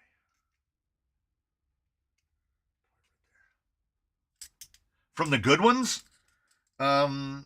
So of servos that are like boutique or branded, reefs are what I've killed the most. Killed the most reefs. I've fried a blue case. I've killed an SA75. That was my fault. I didn't realize that I had... I want to say it was a radio swap. I think I had swapped the radio out for a reason now lost to the sands of time. And I remembered setting the endpoints, but I didn't set the endpoints. And I smoked that thing. I smoked an SA75. Its corpse is in the servo drawer because all of the drivetrain in it, the gear train is all fine. So if I ever break a gear in an AGFRC, I have replacement gears. In terms of NSDRC, I've killed an RS500B, and I blew the gears out of an RS700. Everything else has been pretty much fine. All servos come from like 3 factories in China. Yeah, AGFRC. No, Billy's. I never said it at all. It was in, I want to say it was in one of the 10 Pros, and I was turning hard and it got a little bound, and when I cleared out of it, the wheels just stayed full locked that direction. And I was like, that's weird. And when I picked it up, I could feel the heat coming out from underneath it, and I went, oh no. And I opened up the EPA menu on the RC4, and it was just 100. So whatever it was throwing way past, and smoked it. I smoked a half height by my own doing because there were 2 receivers linked to one radio without IDC'd on. So when I would turn the wheels, both of the rigs would turn at the same time, and if I hit the throttle, they would both move. And rig number 2 had a dig servo on it. So that servo was just throwing full tilt, no EPA, and it burned itself out in the span of, I don't know, probably 30 seconds. Got super hot. I tend to burn out the wretched micro servos more than anything else, which it's fortunate that those things are really inexpensive because I've killed at least half a dozen of them, and most of them just go. Like they're working, and then you're pressing the button to actually dig and nothing happens. Meanwhile, I've had micros in service on other rigs doing dig duty and absolutely no issues. I think I killed my SenseCam EX6060 today just testing it with a servo centering tool. So, depending on the brand, You have a real quality control is a spectrum. It's definitely not a fixed thing. Because sometimes you could buy another one of those synth cams and absolutely have no issue with it. I've seen this with 9i mod servos. I've seen this with almost all servos. My TRX4 micro servos won't die. Yeah. And the thing is, they won't. They won't. One day, you'll go to do an unlock, and it just won't unlock anymore. Like, all the pixies will have just gone. Like, while it was sitting on the bench without a battery plugged in, it will have just decided, today was my last day. I don't know if I've ever had what are they, 2065s? I don't know if I've had a 2065 die in use. Everyone that's gone, and it tends to be the 2-speed more than it is the lockers, just one day, just doesn't shift anymore. And you just replace it. Ironsides still has one of those like $5 like translucent case where the splines didn't match up. So I literally super glued the servo saver onto the servo. Ironside still has that for his 2-speed servo, and it's been like that for almost 5 years.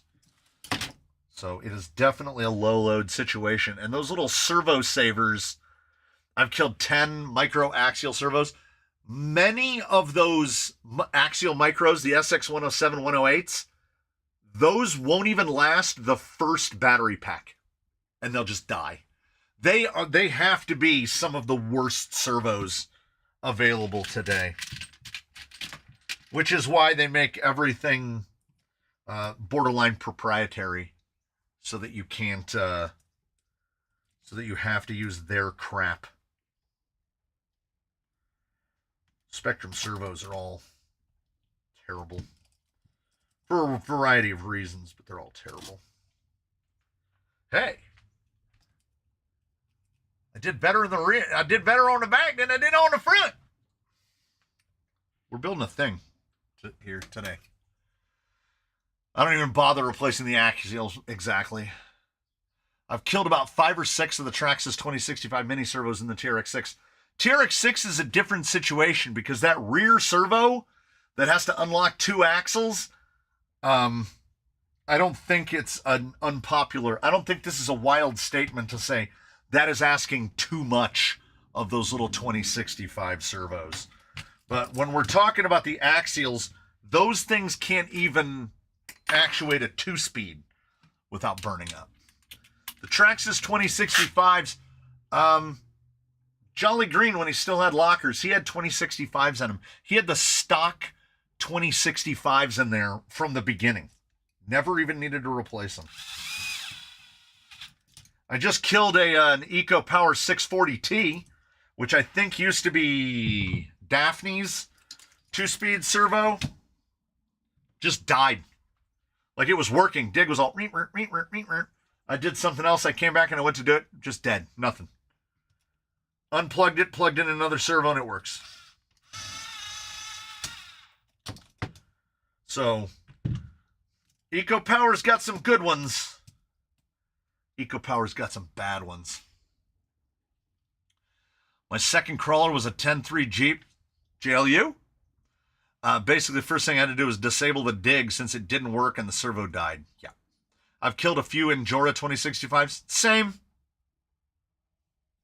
Yeah. Micro servos are a scam on every level.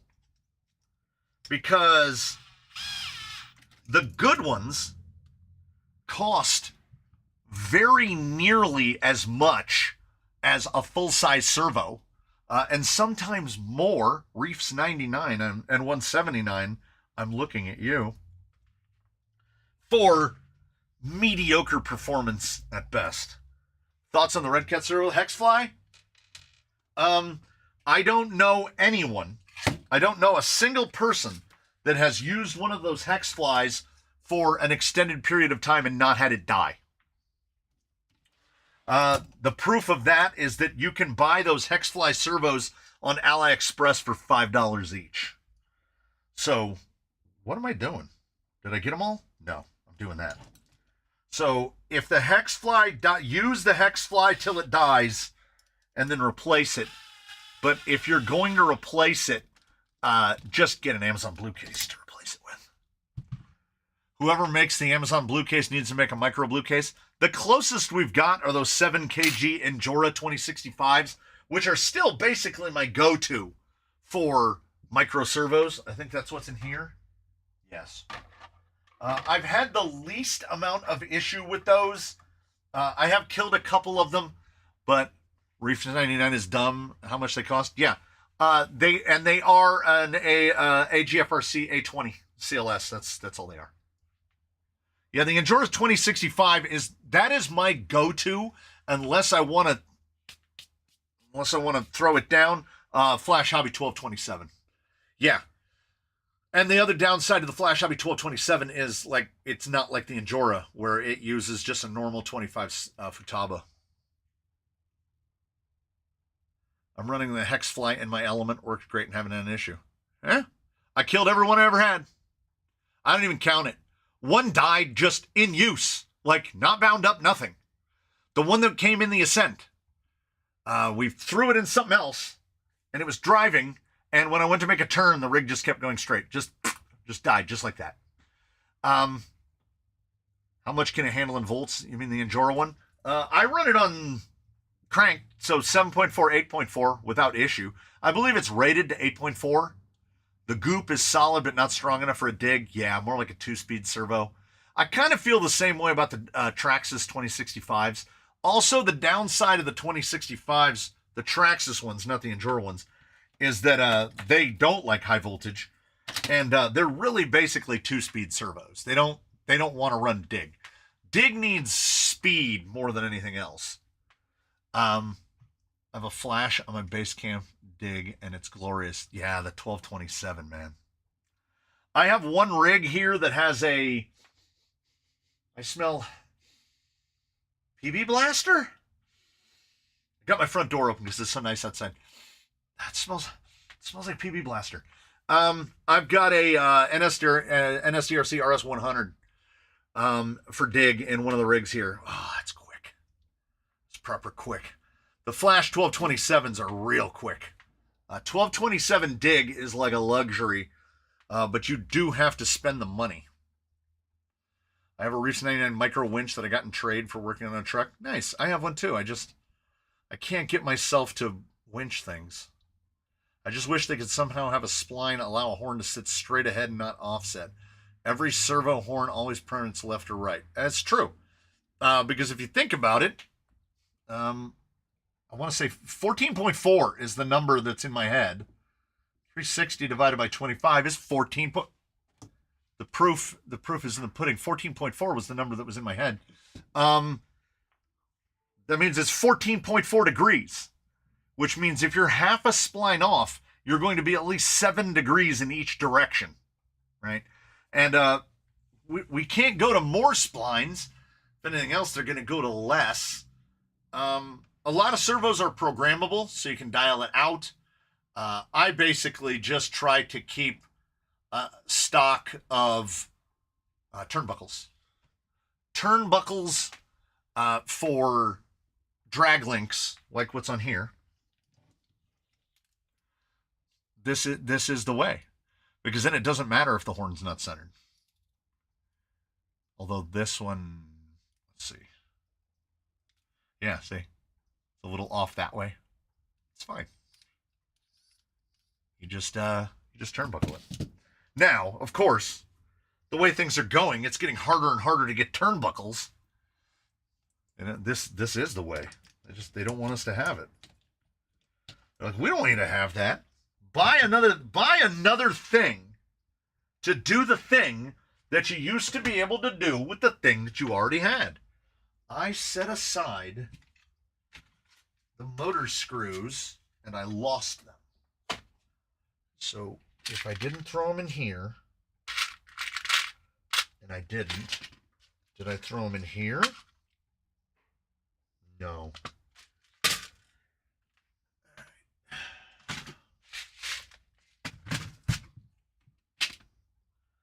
all the things I've lost. It's my mind I miss the most.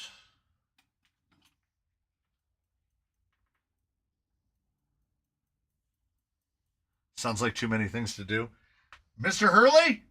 Mr. Hurley. I'm speaking directly to Mr. Hurley right now. Everyone else can grab a beverage. Mr. Hurley, go on Amazon. Wotech. Get yourself a spool. It will change your life. Secondly, a turnbuckle drag link. It's the best because I will go to great lengths to avoid using sub trim. Because while different radios be different, many times sub trim, you've got 100% throw, 50% to the left, 50% to the right. If you sub trim 10 points to the right, you now have 40% this way and 60% this way, right? I don't want that. I want 50-50. So I just dial it out with that. If the rig is tracking a little ways, I grab a turnbuckle wrench, I go, and now it's tracking straight. I don't have a mechanical adjustment is better than an electronic one, because an electronic adjustment will make a decision. It will go, ha, I'm dynamic now. And you're like, this rig was going straight yesterday, and now it's pulling to the left. It won't happen with that. Well, except when your servo horn comes loose. If your servo horn comes loose, it will continue to do that. Trucks of fortune. Trucks of fortune. You know what I didn't even notice? I didn't even notice that I put orange springs on there. I use Traxxas turnbuckles most times. Can usually find the length you need. Short or long ends too. Yeah. Trucks of Friday. That's what it is. Red Cat just came out with an ice cream van lowrider. Of course they did. If you're into lowriders, great. It's great. It's not my bag, but I get it. And I will state and maintain that I don't believe that the Red Cat crawler people even know about the existence of any of the other Red Cat people. The guy who made the Red Cat Drifter doesn't know that the Red Cat Ascent exists. Red Cat has some kind of, well, I believe they're just a bunch of raccoons in a coat, is what it is. I should have bolted this on earlier.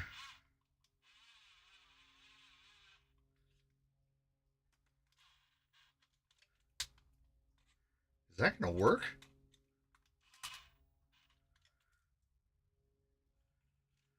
That's a half decent gear mesh. Purely by accident. But you know what we will do? We will take it. Don't get the Red Cat Army going. It's got a bobblehead, for crying out loud. Well, now you got me.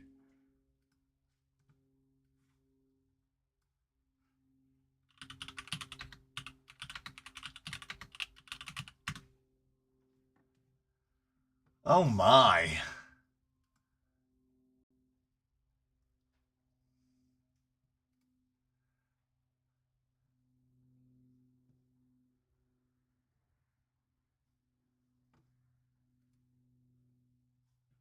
All right. Are you ready? Oh, that's the third pop-up I've closed out. Like, I mean, on the one hand, I get it. Look at that. Chromed up. We all understand. This is for a very specific audience.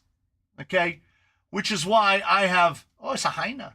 which is why I took a sip of the potion, hit the 3-wheel motion. Like, I don't have anything bad to say about that at all. All right. Not only that, if you told me that you just spent $800 pre-ordering that, I would say to you, thank God you didn't buy a Vanquish box. I would personally, it's not my thing, but I would personally rather buy that. And I'm pointing over at this. I would rather buy that than a Trucks of Fortune box because I know exactly what I'm getting. I mean, it looks cool. I don't have anything bad to say about the Red Cat hoppers, about the cab over engine hauler, about any of it. It's just the Ascent. Well, the Ascent, the Gen 9, and the Everest. And the Marksman and the Wendigo. Just those 5. The 5 that I've owned are the ones that I feel negative about. I wish the lowriders came in kits. I'd rather build and customize over one and build an auction that looks like everyone else's. Yeah. Does it come with a big worm figure? Does he have his lowrider bicycle? Does it have a lowrider bicycle that you can ride out of the back? I have a lowrider that I impulse bought, and it's honestly kind of fun. Yeah. Just think. You could have this. Let's change the image. Nice. You could have this, or you could have a 50-50 chance of getting an H10. Should I have spent $400? No, but it's neat for 10 minutes once a month. Yeah. I think a lot of people feel that way about a lot of RC things that they bought, ultimately. I think we all have regrets. There are things that we say, what did I buy that for?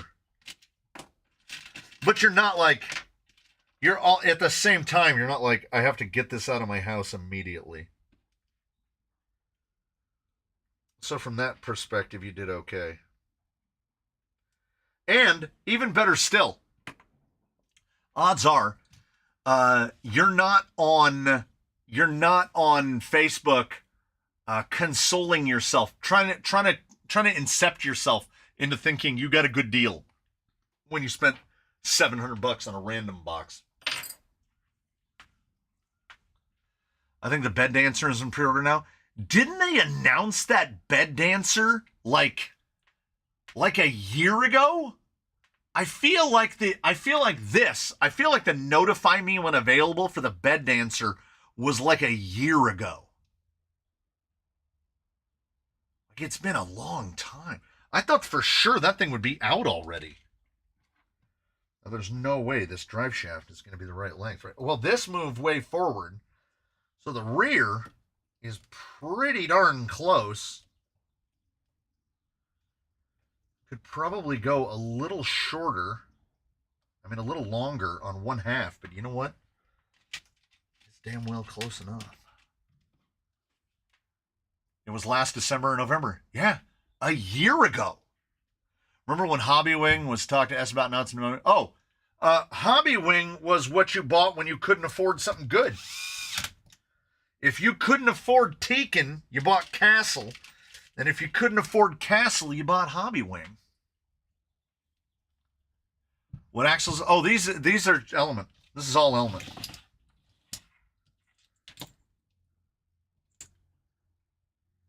This is basically all Element, which is what Misdirection was before, which was Element in a Capra cage, but now she's class 1.5 Element in a Capra cage. Because every time she got driven,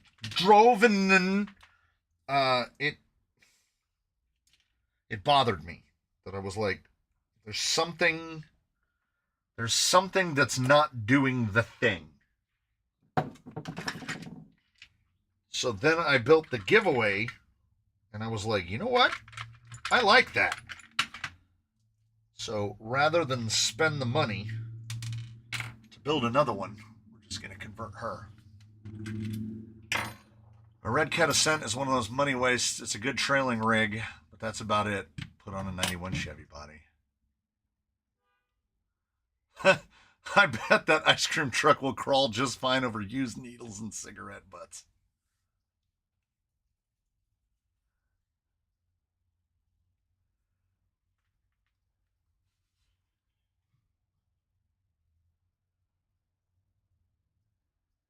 Yeah, now the question abounds. Like, which came first, right? Is this a chicken egg scenario? So, Red Cat with the Ascent, is that theirs? Because we've never seen it in any other format. Are you thinking of getting the RC10 Cattleman? I kind of want to get one. I kind of want to get one just like on a lark. I want to get one in the same vein that I got the HPI, right? Like, really lower those expectations. And it comes as a kit, which is indeed a motivator for me. And I would want to dye everything. I want to dye all the plastics before it even gets built. Yeah, FMS is now also selling Yikon.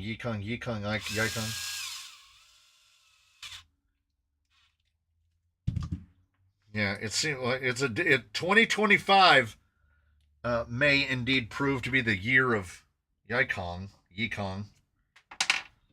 Everybody's they're making money the right way.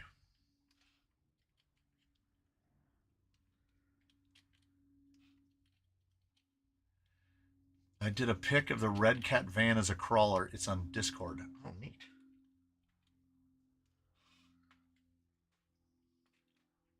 Might have to see if I can bring the window up. The Associated is a kit, justified. Yeah.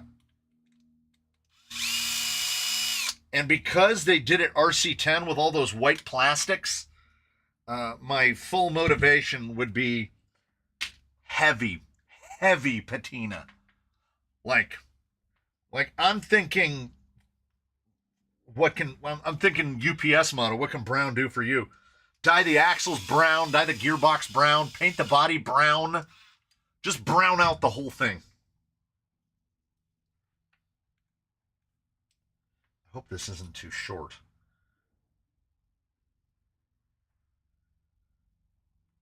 I don't remember. I think when we're using steel on the other one, I think. Might have to go steel shafts on this.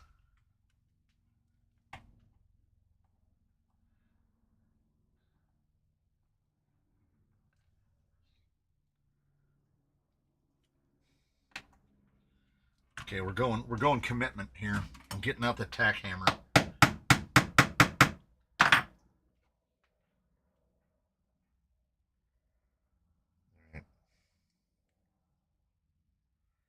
Okay, so long as I only have to change one end on this, I think we'll be fine.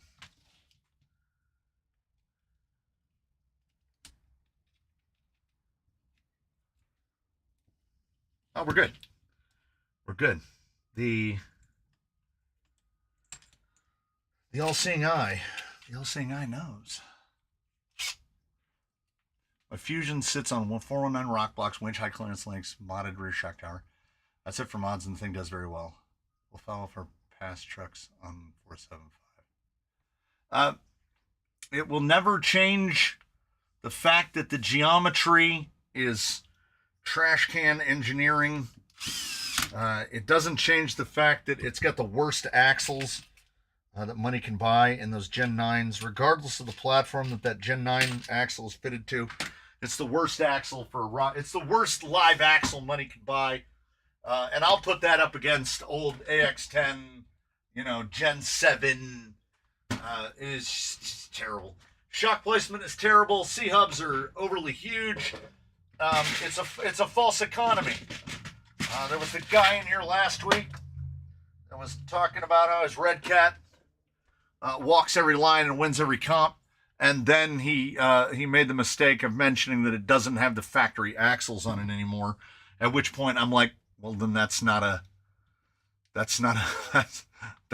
Cat Ascent anymore. If you change the axles on it, it's something else. Because the worst part about that vehicle is the axles. And the second worst thing about that vehicle is the geometry. And if you change the axles, you just change the axles and the geometry. So this is the deal. I make an effort not to be a dick, right? But this is what it comes down to. Skill, seat time over everything is the thing. Wheel time over all.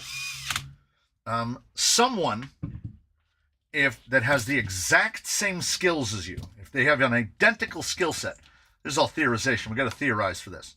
Someone with an identical skill set with most other things is going to get more performance out of other things.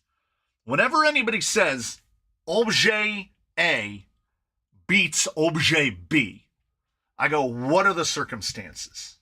Right? We Nasmo, the guy who's in here, we convinced him not to buy an Ascent, and he basically built something very similar to this, only with a Mias Gold Rush on it. And I guarantee he will be happier with what he built rather than what he could have bought. Because he's not throwing any parts away. What he got is good, and it doesn't need any coercing to be good. It doesn't have terrible axles. It doesn't have terrible geometry. It doesn't have any faults and failings. And I'm all for that. There's no convincing argument that can be made to me to buy a Red Cat Ascent. Yeah.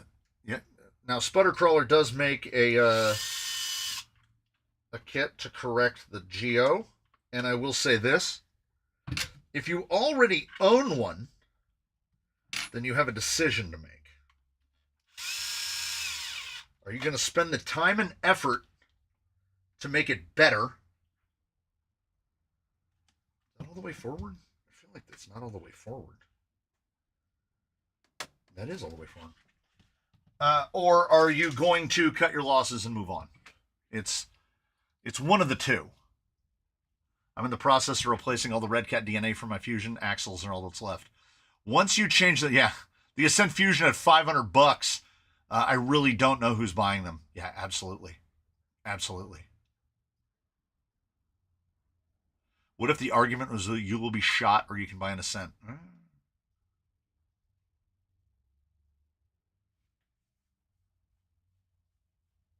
So here's the thing. It's a toy car. What's your criteria for calling something not what it started as? If you retain the chassis and swap axles. Axles are a big one. I would say axles are as much of a component of the DNA as anything else.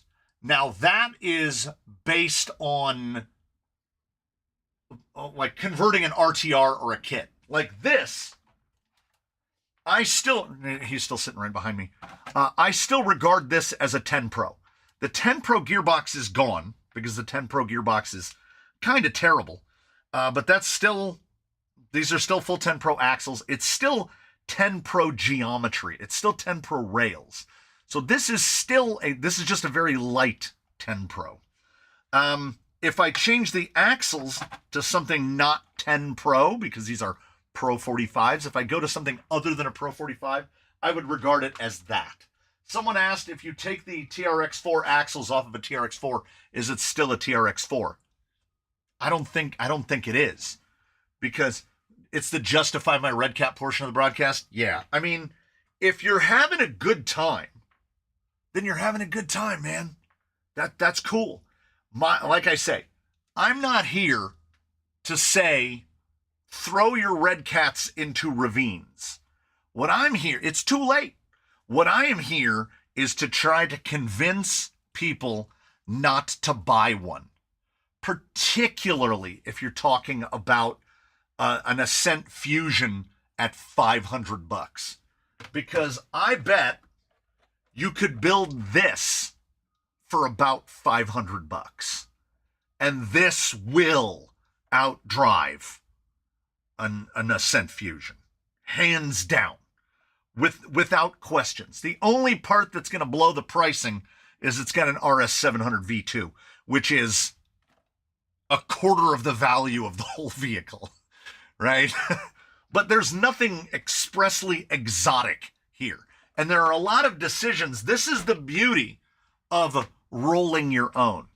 You can decide where to save money, and you can decide where to splurge. This one is fitted with a very inexpensive motor and a very inexpensive ESC, but a very expensive servo. It's a $130 servo.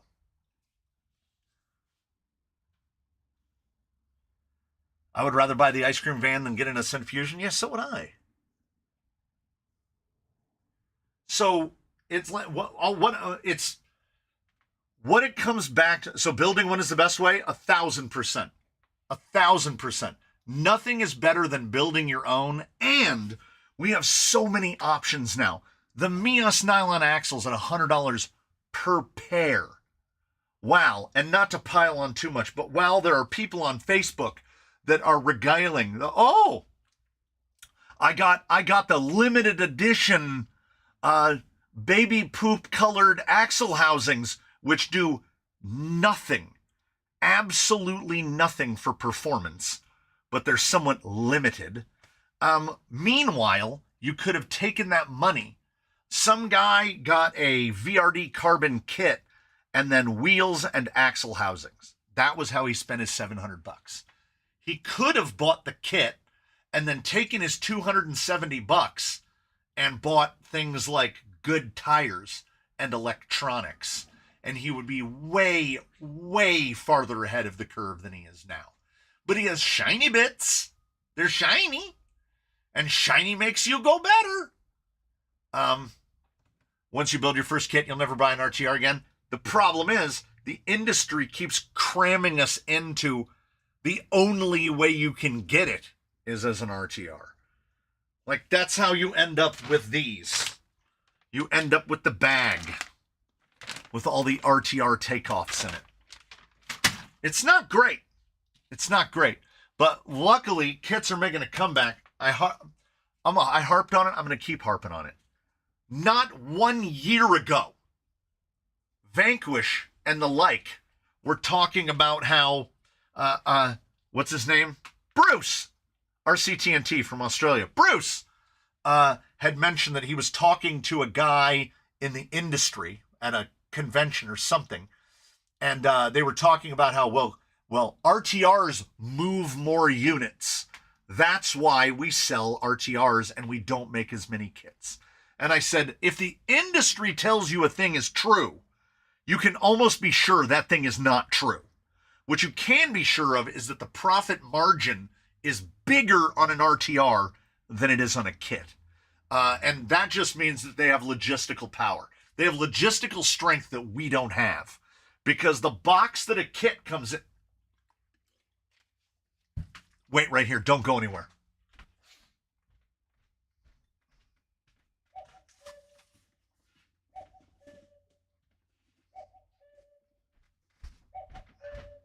Okay, the top is cut off of it, and I'm using it to store cardboard boxes.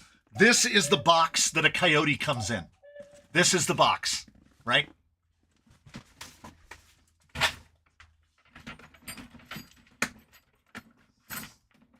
This is the box that a Builder's Kit 3 comes in. How, aside from logistical strength, can you afford, how do you make more money selling a box that would fit a microwave oven compared to a box that's about the size of a shoebox? A VRD carbon box is about this footprint, but only about this tall. About maybe 2/3 the height of this box. So we can't do that. We can't do this. Like this, in my mind, because I don't have the logistical strength of multinational corporations, I don't understand how this would make less money than this. I don't understand. You can definitely fit less of these on a pallet. While we're at it, there's a Comfock box, exactly the same size. So Element does a spec. So, and I can point this out, These are the leftover parts from another build that's going. They could have made this box smaller. Oh, by the way, this is how they come, by the way. They just dump everything into the box. The RTR being the starting point for many is a truth that nevertheless enrages me. Because when I got into this, RTRs didn't exist. For the first decades of this hobby, there was no such thing as an RTR. Love it or hate it, Traxxas. Traxxas is to blame for the survival of this hobby. And I mean remote control cars. I don't just mean tiny toy cars that go slow. I mean the survival of this hobby. There was a period through the 90s where this was basically dead, right? It wasn't just dying, it was basically dead. And Traxxas had the idea about, let's sell somebody something that you can drive right out of the box. And it saved this. Then it lived long enough to see itself become the villain, right? Now RTRs mean we're going to detune the hell out of it, right? We're going to detune it to the point where we're going to give you substandard everything. We're going to go back to the story, whether it's true or false, about Henry Ford finding out that the wiper motors never burned out. So he was like, make a crappier wiper motor so they burn out so people have to have them replaced. That is what RTRs are now. Something being truly RTR, meaning you buy it and drive it, has become incredibly rare. Most probably why Carbons never seem to be on sale. Yeah, they're $429.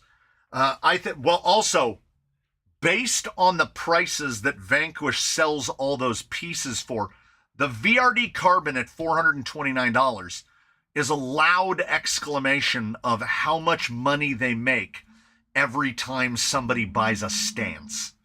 Because a stance is a shell game. They don't make it clear to anyone that it has $500 in parts hoovered out of it. It might actually be more than $500. They don't know. They see that and they go, oh, that's just a VRD, but I don't want to build it. I just want to get it home and drive it. So they don't know that they took all of the hop-ups, all of them. They subtracted all of the hop-ups, and then they made a VRD builder's kit, which is just a stance that you have to assemble yourself. It still has all of the parts hoovered out of it, which is why when I released a video saying don't buy a stance, it was for that reason. Oh, the stance is the most capable RTR on the market, man. You're throwing money away. Because if you ever want to build that stance to the same quality of life as the VRD Carbon, it's going to cost you $400 or $500 more than if you had just bought the Carbon in the first place.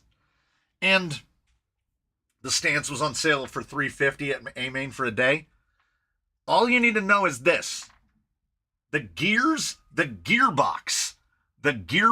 in a Carbon costs $350 more than the gearbox in a stance. That's all you need to know. So that stance, unless you got the stance for free, you'll never build it to the level of a Carbon without spending more money. Don't buy the VRD straight axle kit. No, absolutely don't. No. For that money, you can buy your choice of chassis. I just pointed this out when I did the recording for this. So this is that Who Crawler H4. This chassis is about $90. These axles are $100. So we're at $190. You're talking about maybe $25 for links. That's $215. Wheels and tires, we'll call that $100. You're at $315. And now all you need to put in it is electronics and a $20 set of shocks. basically you can build this vehicle as it sits right here for the cost of a Trucks of Fortune minus about $200. So this is going to come in about $500, but with like premium stuff on it. It's got J Concepts tires. It's got inserts. It's got alloy B-locks. It's got behind the axle steering. It's got shocks that don't leak and they function properly. It's got a nice body. It's got good electronics. It can slow crawl. It can do all the things. If it weren't for crappy RTR, we wouldn't have the Hobbywing Fusion. I see what you're saying. I see what you're saying. Basecamp Builder's Kit for $200 and then $30 and make it a straight axle Coyote. I forecast that within 6 months we'll have a Coyote kit. They might not call it a Coyote kit, but we'll have a Coyote kit.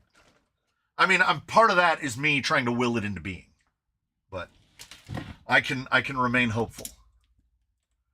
The tough part here is going to be, how do we route the wires? Never did put that other screw in. How do we route the, still on the tip of the drill. How do we route the wires so that we're not in the spur gear? We'll figure it out. Okay, let's do a little test drop down. It's going to be the 10.3 HP.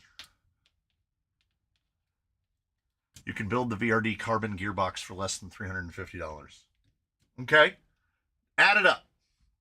The gears alone are $150. Plus the motor plate, plus the standoffs, plus all the plastics. I mean, if you're going to build one. There's no convincing argument for a stance. You can't make one because Vanquish structured it in such a way and basically tricked people. The only reason people are buying a stance is because they don't know that they're being violently shrinkflated. I have had more than one person state that they didn't know that a stance is a super detuned VRD carbon.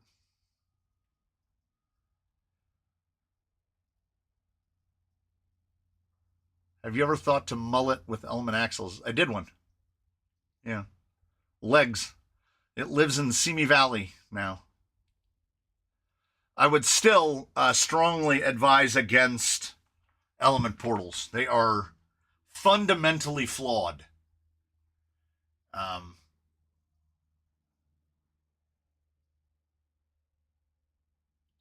got a stance for pseudo spec class locally. My question is, would they let you run a carbon? Would they? Okay, if there's a stance spec class, would they let you run a carbon in it? Because if they wouldn't, then that's an open acknowledgement that a VRD carbon is superior to the stance. That's just admitting that a carbon is better. Like even the same body, same tires, same everything. So if you can't run a carbon in the stance spec class, then that's that class just stating aloud that the stance is an inferior product. I had 2 carbons when I got the stance. So put the gearbox from your carbon in and just don't tell anybody. That's how racing works. Put all the stance bits, or better yet, take the alloy rails from a stance and just put the alloy rails on your carbon. Same thing now, right? Like, where's the argument? You'd have to change the shocks too, because they'll notice if it's the factory team shocks. You need to make an unholy stance carbon hybrid, because I'm telling you this, those lightened gears in that gearbox, oh baby, they make a difference. The big transfer gear, and the heavy motor plate. That transfer gear in the VFD up in the front, that thing is huge and porky. Mr. Pittman, I absolutely understand a preference for straight axles over portals. I absolutely do. The stance for 350 from A-Main was tempting. I already have 3 VRD-based rigs, and I don't need another. Yeah, if you already have 3 VRDs, I wouldn't say... if you had 0 VRDs, I'd say don't buy a stance. But I definitely understand a reluctance to buy one when you already have 3. Kind of gotta... I need to find out how close the receiver is to the motor plate.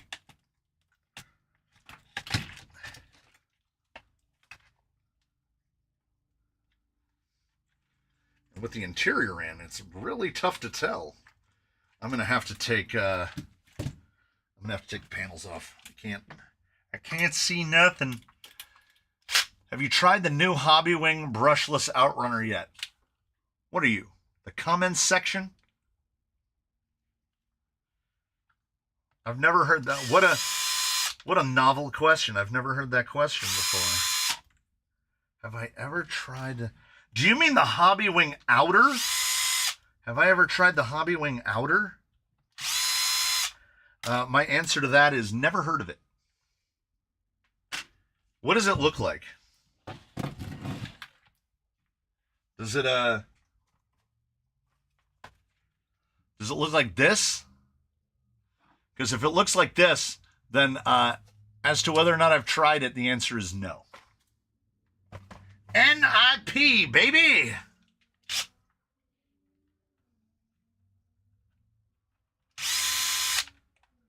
You have to remember.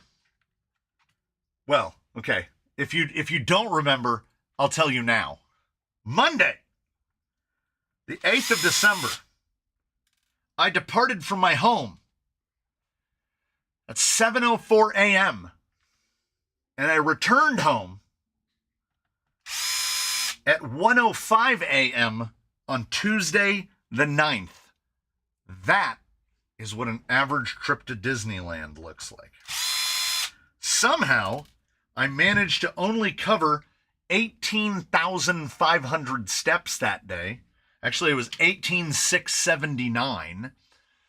And I covered 8.1 miles.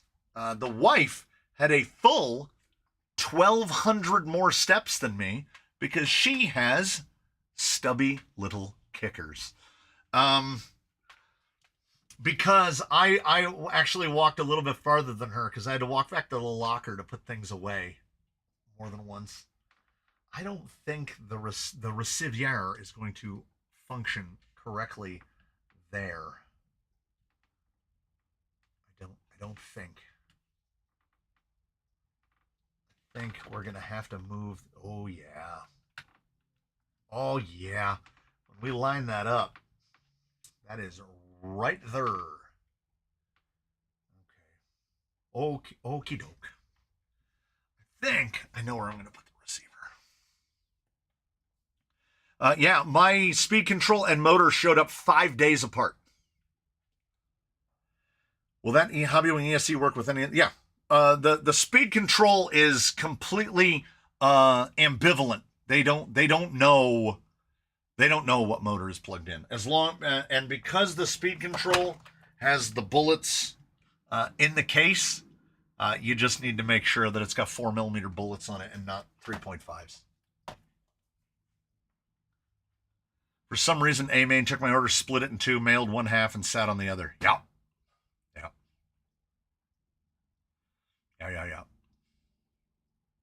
What do you pay for a VRD carbon? They're $429 US here. You guys get stuck with all of the like VAT and tariff stuff, I think, which is why yours is like $650. What you need to do is find an American. There are some on here. And have them send you one. Save you probably $100. There's a lot we never see run anymore. Yep. Too far to walk. There's a lot of the canyon that is mostly unused. I bounce around. Like, I have filmed in the slot canyons 2 or 3 times. It is not a locale that is conducive to recording. The terrain is terrible. It's vertical, so you need to look straight down. It doesn't work for it. And then there are a lot of sections of the canyon that, based on where the sun is, it'll just be full shadows across the frame if I'm there. Because, as was mentioned, there's nothing that you see now in that frame that was intended to be. This all came to be. It sprung into being, basically. Yeah, and that's the thing. When a lot of the canyon was built, particularly the sections that you don't see that often, none of it was built even thinking about recording it, right? I thought about driving toy cars on it. So the oldest stuff really doesn't record well. When a small rig announcing their camera crane, right? All I need is that thing that they have at NFL games that flies on those cables above the thing. That's what I really need. And then I need someone to operate it. And then we're golden. We need the fly cam, and we need a fly cam operator.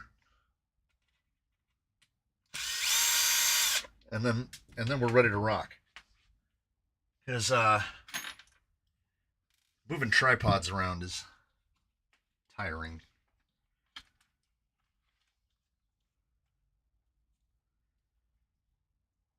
I think we can get right there. But I'll stick it in after we've pulled the wires. So we're going to aim this guy to the back. We're going to aim this guy around to the side.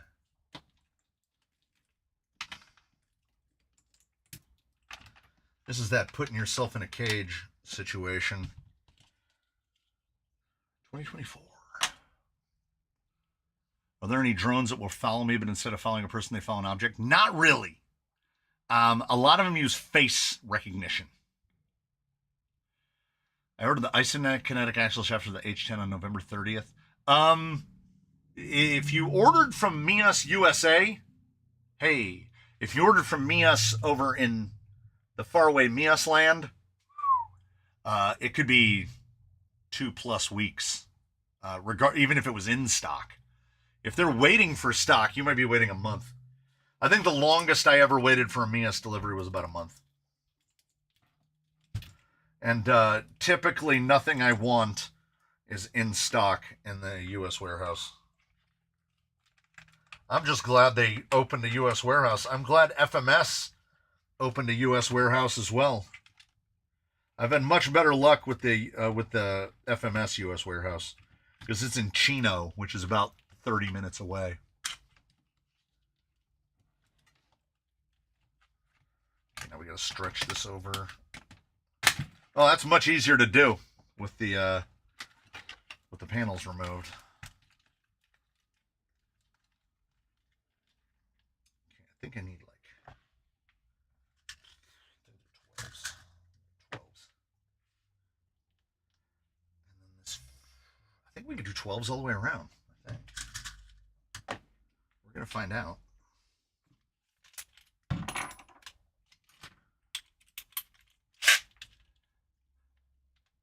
If you could solve the battery life problem, you could lose the giant rig for Wednesdays. Yeah. Not just battery life, the heat. The GoPro heat issue is as much of an issue as the battery life. Because you can get about 50 minutes per battery. Faraway Mias land waiting on stock. Eee.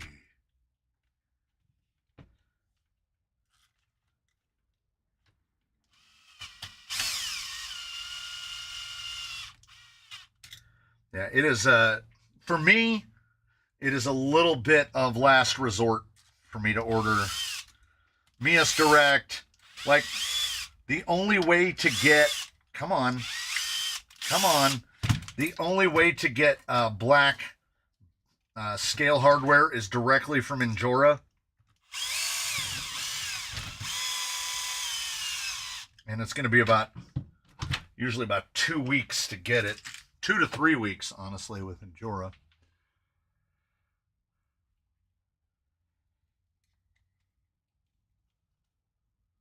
It's getting hot. I'm going to have to turn my fan on. 77 in here.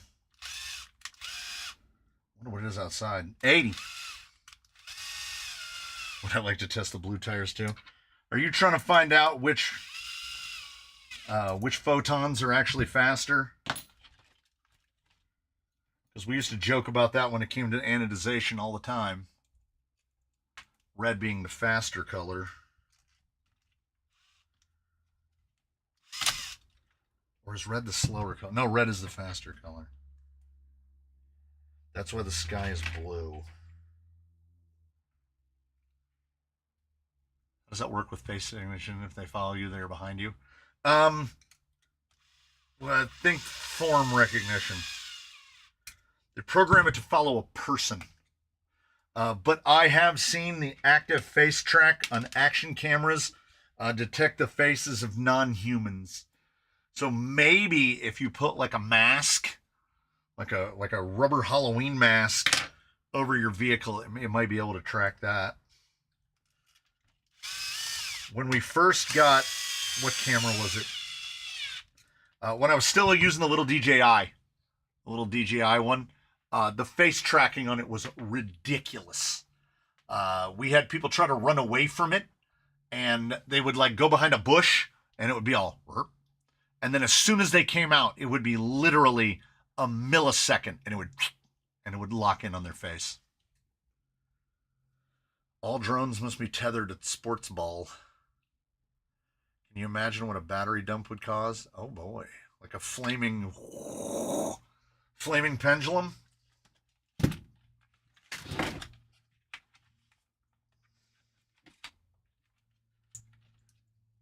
I think I can knock the shocks on.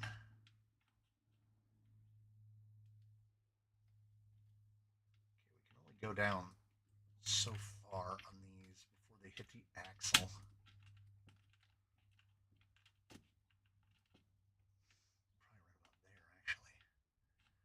Don't need much of a spacer, though. Luckily, I have all the unused bits from that BK3. Need a camera that will track a radio chip. Yep.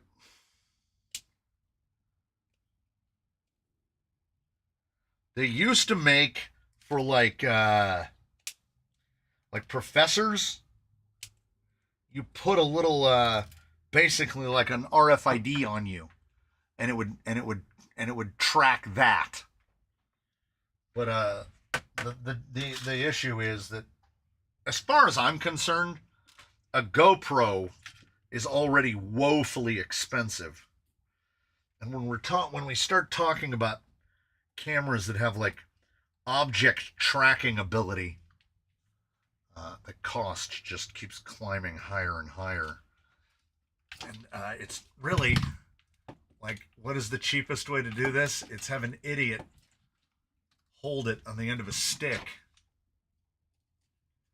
Because I knew I was ruined once I tried filming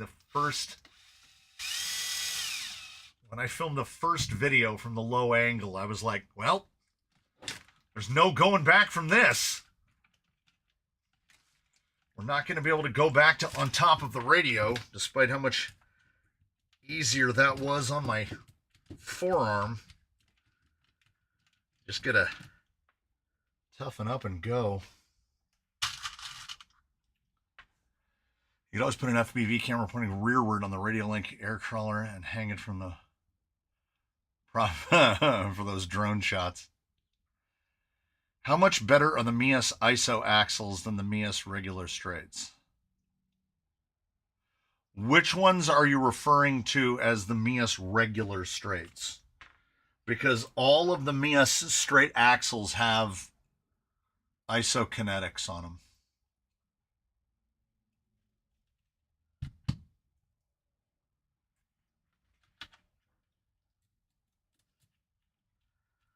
The only Mias that don't are the Curry clones. How come Mias don't make isokinetic shafts for the portals? From your lips to God's ears. Who knows? They hadn't thought of it at the time. And here's the thing. Put it in the universe. Put it in the universe for the universe to hear. Hey, Mias, if you made an isokinetic portal and set it at $99 as the same price as the straights, we would pay it. We would pay it. We would pay an additional $17 for the ISOs. All right, it's out there. Did your youngest enjoy being forced to do Wheel on Wednesday? They didn't mind. They didn't mind. It was the wife's birthday. So 99 compared to 109. Oh, no. On Amazon, the AR-44 width are 99 and the Capra width are 109.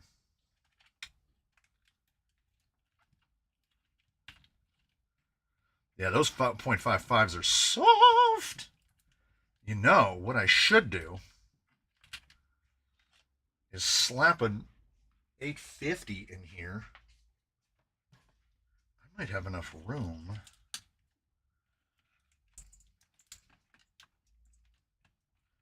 Don't crazy dance at me over there.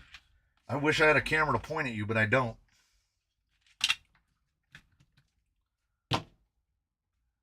Don't. What are your thoughts on the hair bands on your shocks as a negative spring? I don't like it. I don't like it because it no matter what anybody says, it compromises compliance, and we make a lot of changes specifically for compliance. Like I don't want to skateboard the vehicle. If the terrain is uneven, I want a tire to drop down and grab. I believe that in the instances where a hairband or a D's band or any kind of negative spring other than running full droop on a desert lizard, I believe any of those negative springing instances, the drawbacks are going to outweigh the positives. There. I just made an irresponsible purchase, a new Mias V2 aluminum cage for the H10 Optic. You spent less than if you'd bought an Origin. So you're building a Poorigin. So there's nothing wrong with that. I believe, it was absolutely anything but a mistake that Mias priced their cage at the same price as a Trucks of Fortune box. Definitely not an accident. And I think you've spent your money better. That's a good looking cage. And it comes with all the lights and panels. So, no complaints from me.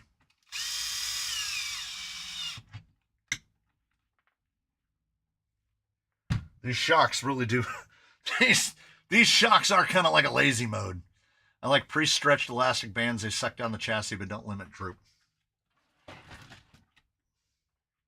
mean, it's a gateway drug. The next thing you know, you're going to be taking your springs off. And I do believe that the springs are serving a purpose.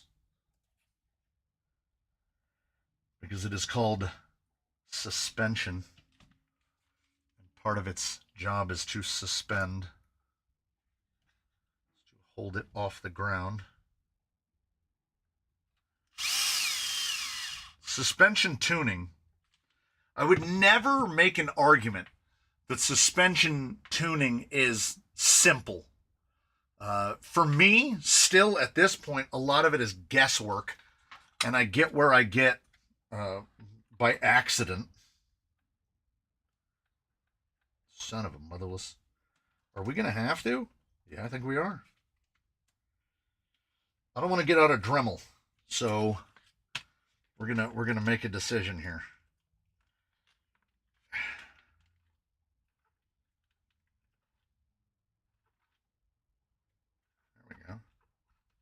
There we go. You know, even with these adjustables, oh no, that front's good. That's great. And the only change made to these out of the box was to top off the oil and swap the blue springs for orange. Have you tried just running solid bars instead of shocks? Yeah.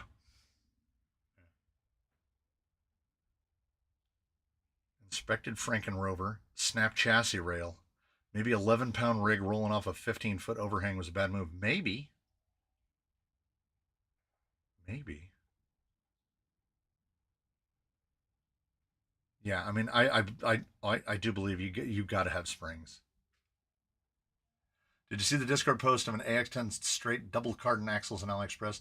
They were $8 a pair. Wow. Yeah, it definitely wasn't the fall. It was the landing.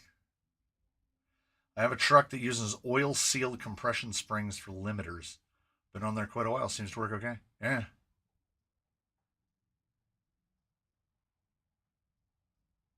Like I say, a lot of the time,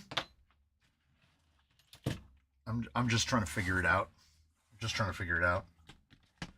A lot of the suspension stuff. Got those shocks on my Capra, puked all their oil just sitting there. Never ever trust who built them. They were assembled by someone that didn't know what they were assembling, and that person makes 45 cents a day at their job. So you need to disassemble them and inspect them at the very least.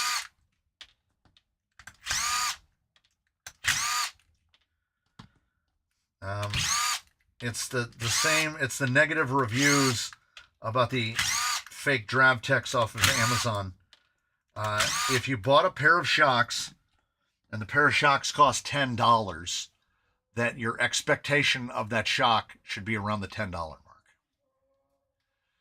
I firmly believe that on a rock crawler, any suspension other than full droop is merely an aesthetic choice, not performance-based. Disagree!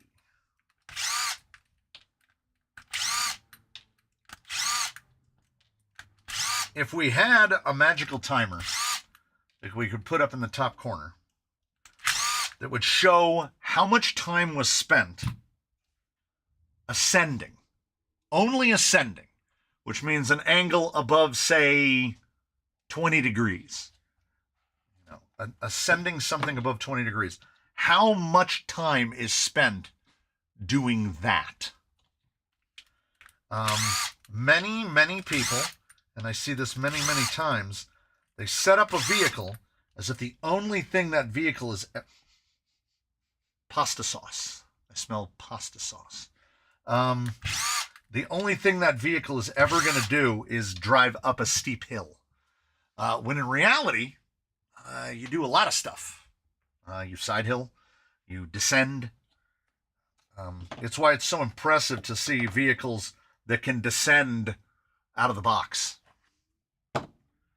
Because most of the time, that suspension wasn't even taken into consideration. If it fits, it ships. Is oft the motto of the day.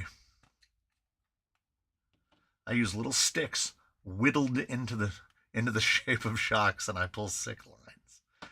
I like my trucks to drive slinky, but have huge breaker when needed. Yeah, like I think as is evidenced by the fact that this vehicle 1 week ago was fitted with these, and moving forward will be fitted with these, is an indication that we don't necessarily have to every day draw ever closer to the crawler's paradox. It doesn't always have to be about making the vehicle so super capable that mental input has been effectively minimized. At the same time, I've got a Rhino here. I've got a UA1. Is it my favorite rig to drive? No. Is it one of the more capable rigs here? Sure. Does it take more mental force to operate than others? Yes.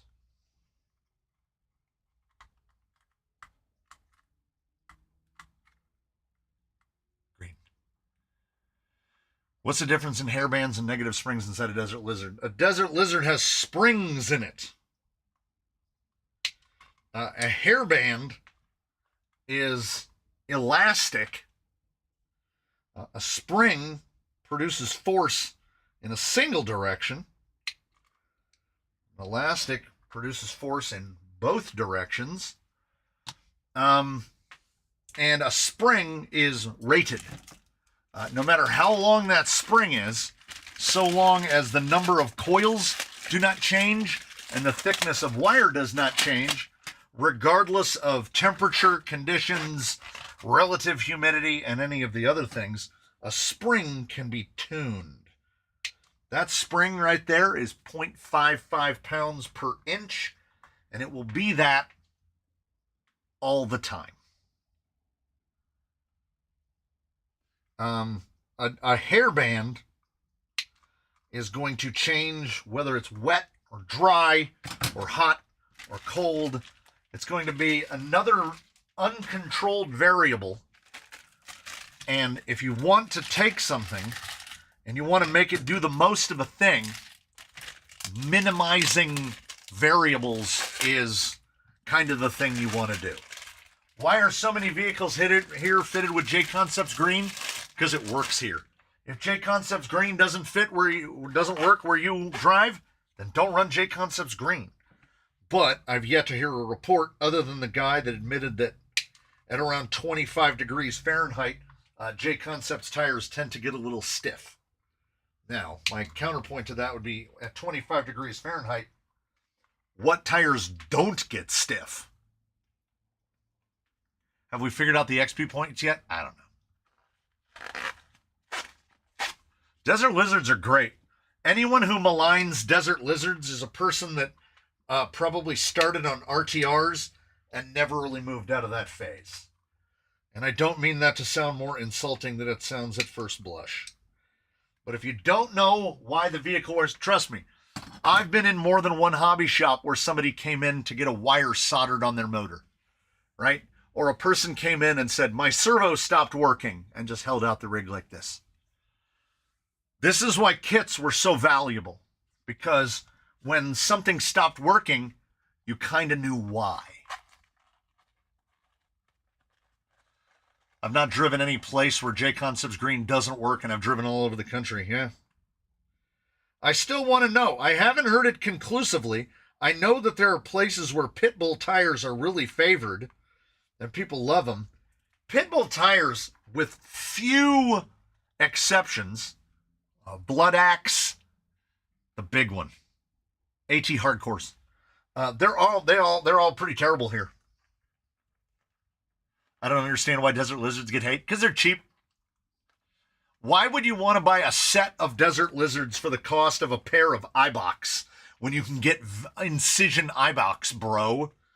Those Eibachs will look sick on your insert vehicle here, on your limited edition insert item here. Why do you want to be all pedestrian and just build a shock that won't leak? I ran desert lizards on Jolly Green for 3 years and never rebuilt them once. But obviously, that is a shock worthy of derision because it doesn't have a fancy name on it.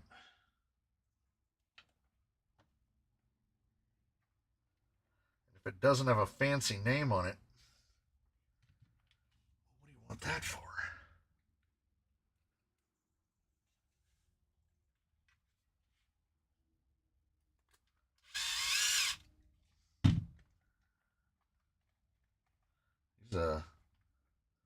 These rings are a little slippery. I might not have needed bubble juice on this, actually. It was green, so I instinctively reached for the juice. Franken Defender V5 is about to be born. Front end motor on axle, servo on axle, 2800 outrunner, 37 to 1, rear leaf sprung and steel trailer axle. I mean, I have to appreciate it. I love a because I can build. Pitbull ATXQ question? ATX question? J-Concept screen doesn't like 5 degrees Fahrenheit, but nothing does. So if I'm going snow wheeling, I put G8. When I told my wife that I can put tracks on her G-Wagon so she can drive it in the snow, she was like, you can? MKRC with the 5! Hey, he nailed Crawler 65571. And the YouTube music portal.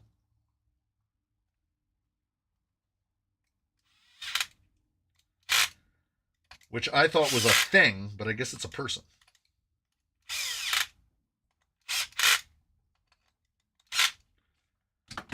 Look at me go. Look at me go. Cleaning up the electronics on this is going to be an absolute chore that I'm not looking forward to. A lot of people don't want to know why it stopped working. They just want it to work. That's correct. Is that Mr. Turner with another 5?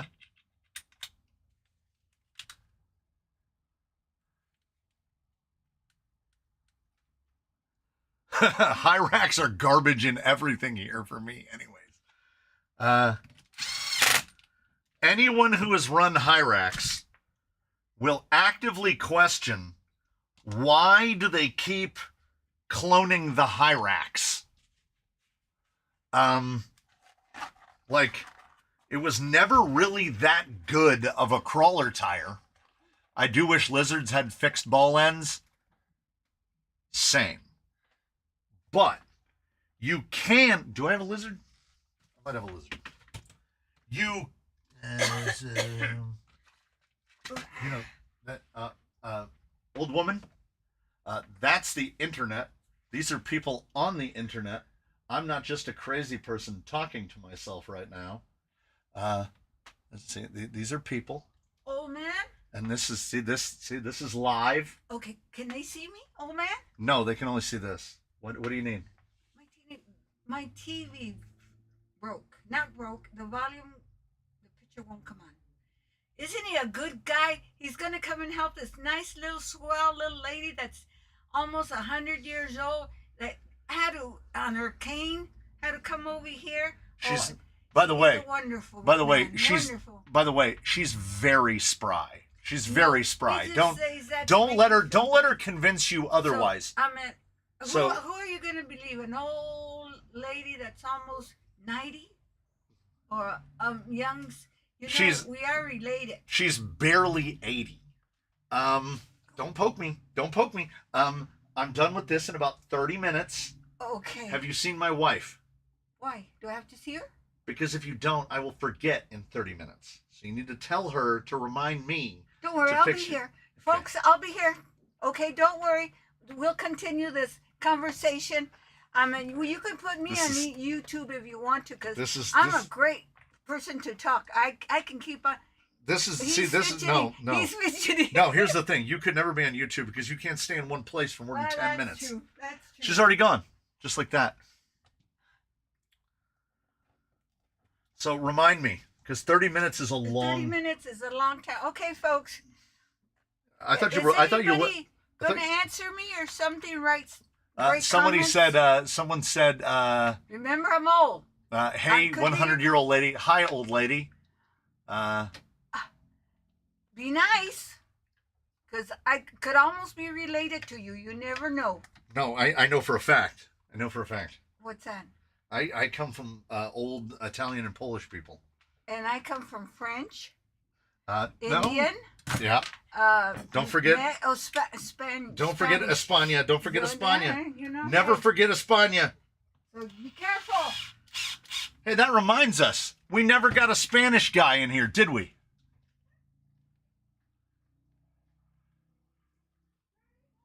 That's for future reference, so you can explain, so you'll know what I have to experience on a near daily basis. That is my wife's mother. Is who that is.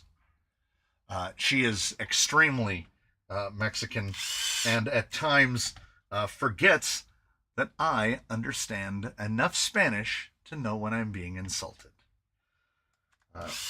She also knows that I am pathologically not a hugger, so she uses it. She uses it against me often. In the photo album, my wife says that if she goes into Apple Photos and searches through the 23,000 photos in there, I'm only in like 300 or 400 of them out of 23,000. And she says in about a third of those, it's me being hugged against my will by my mother-in-law. So I think that is both the long and the short of the relationship. I see where Mrs. C gets it now, whatever that means. Yeah. No, she did not need a microphone. People often say, without prompting, that whenever the crazy old woman and I get within proximity of one another, our volume level just keeps going up. And I'm not saying it's not true. She is a crazy old woman, and I'm stuck with her because my wife and I have been together. For those who missed it, Monday, I unintentionally set a precedent where we go to Disneyland on our anniversary. And it was 33 years. 33 years on Monday. Oh, I can't imagine my mother-in-law with a controller in her hand. It would be a nightmare. Yeah, my wife's not here, so I can say this, and she doesn't watch any of this. She says she's watched a little bit of a Wheelin' Wednesday before, but I'm not convinced. But our first date was January 22nd in the year of our Lord, 1989. We went to see the knockoff of The Abyss. Had Michael Bain in it. It was called Deep Star 6. I have since revisited and watched it and was like, man, this movie is pretty terrible. It's not the worst thing I've ever seen, but it's pretty terrible. But let's put it this way. When you get to be my age, here's what happens. The movie theater where we saw our movie on our first date is now a parking lot. And after the movie, we went to the old spaghetti factory. And think about this. I have been to the old spaghetti factory exactly one time since 1989 and today, which will give you an idea of how good the old spaghetti factory is.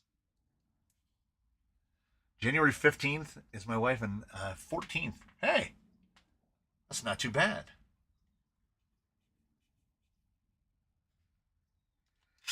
Oh, I don't have to worry about the man from Scotland had to watch out for his aunt. I don't have any worries about my mother-in-law. She is knee-high to a grasshopper. Probably weighs about 100 pounds. I am 2.5 of her. And as she said, every time you talk to her, she will get older. She said she's almost 90. She's not. I think she turned 80 last year. So she'll be 82 sometime next year. I remember Deep Star 6, not spectacular. I think that's accurate. That's an above fair summary of Deep Star 6. What it was is it wasn't The Abyss. And like all these, and Abyss was James Cameron in a technological spectacle. So, did somebody say, is the man from the Land of Dragon Eggs here? Yes, Morning Yellow. There it is. The man from the future, where the LC-80s are. Yeah, it's The sun is already low in the sky. I saw it in the theaters and didn't think it was that bad, and then rented it years later and watched it again. Oh boy, I feel like I must have been drunk when I saw it the first time. Yeah, I know. We went, like, usually the Spaniard will at least pop in for a minute and be like, I had to take a break from my tapas to show up for 5 seconds. But today we get a whole mess of nothing. We're not cool enough for a L'Oreal, I guess. He's moved on. Yeah, it's so weird that Mr. Cross is talking to me from tomorrow.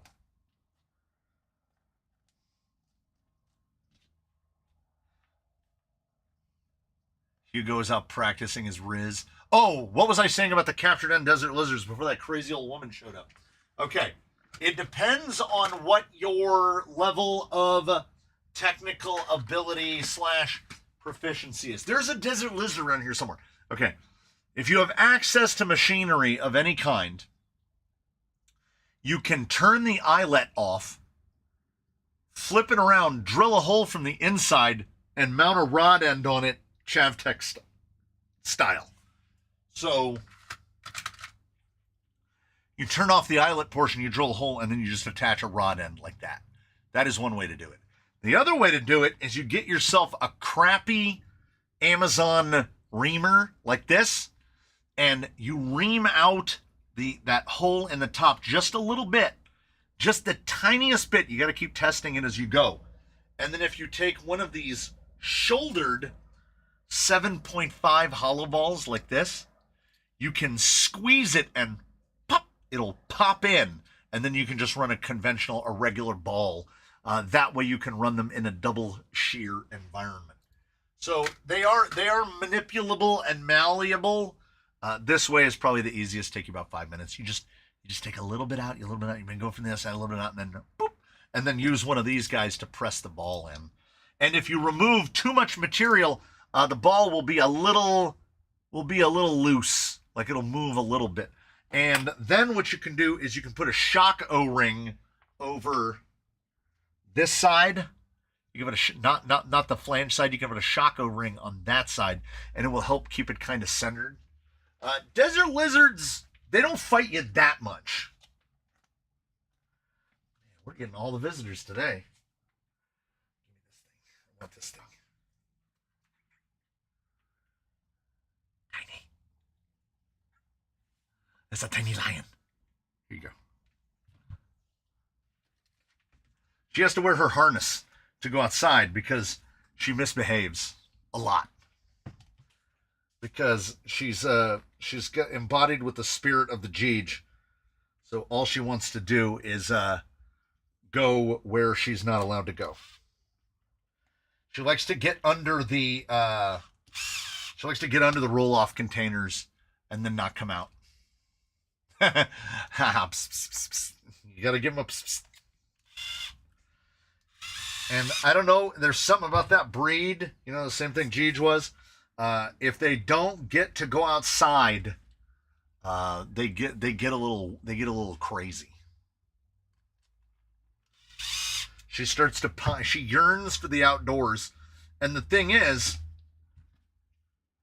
she's 10-ply. She is hella soft. She wouldn't survive a night outdoors. The bubber. The people of the internet are going to get to see the bubber. The bubbas. This is a big bub. Big bubba. It's a big torty bub. It's a big bubba. Big bubba is big. The first thing the big bubs does when she gets outside is roll on the ground. And now my hands are all dusty. Have you ever tried using Kydex of any thickness for making butt? Yeah, that's what Wolverine has. And his partner in Washington, Wolverine. The same gentleman made all of the panels for both. No, that was the small one.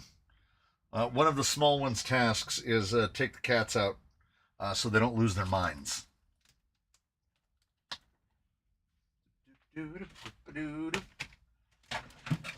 Had one stripped out wheel nut. Get it out of them. Yeah, Big Bubba is big. I need to put together a full set of axles.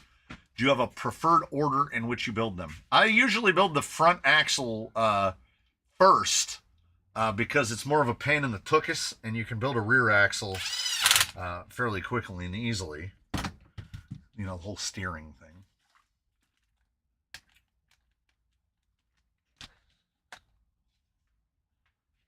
Is this the stripped one? Yeah. If I stripped one, why do I need two?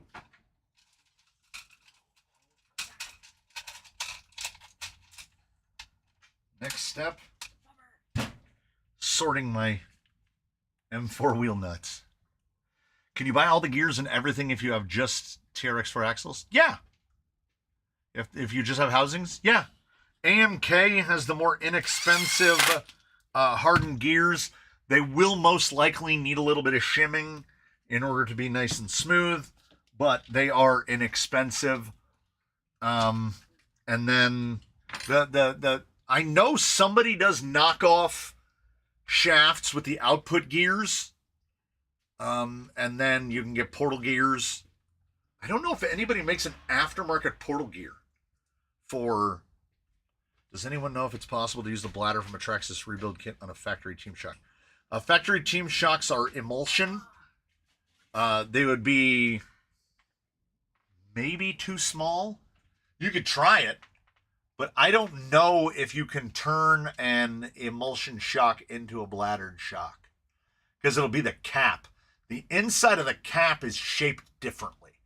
There usually be a bevel on the inside of a emulsion shock cap versus usually a flat inner to hold the bladder down.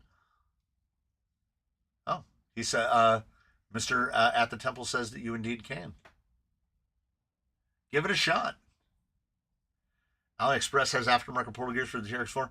I've never broken a TRX4 portal gear, so I've never had to replace one. I thought at this point I would have broken an input gear for sure, but I still haven't. So what I'm thinking is I will get these wires zip tied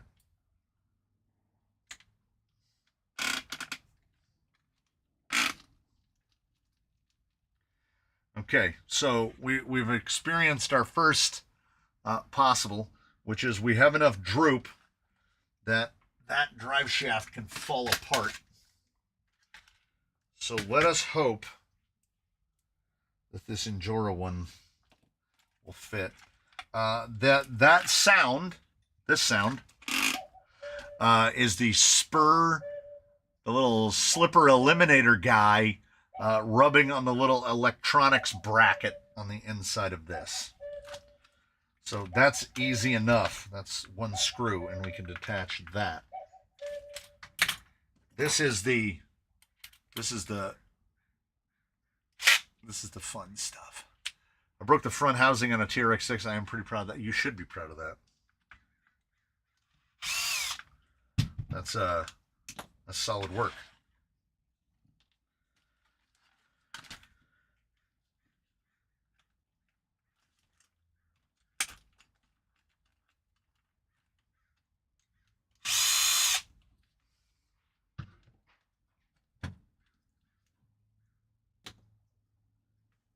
Where'd I put it? Under.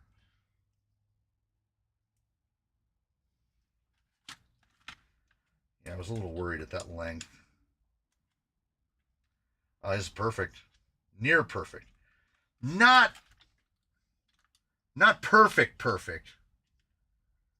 This is for our purposes perfect. Because that drive shaft could be about 8 millimeters longer.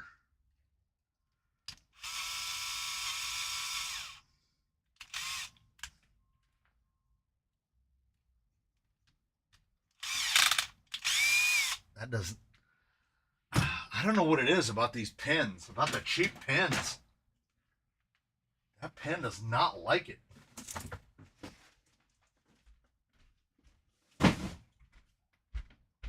oft what I do is lean into it, strip the damn things out. The raccoon was here earlier for a minute. I haven't seen him in a bit though. And then see, just goes right in. Goes right in.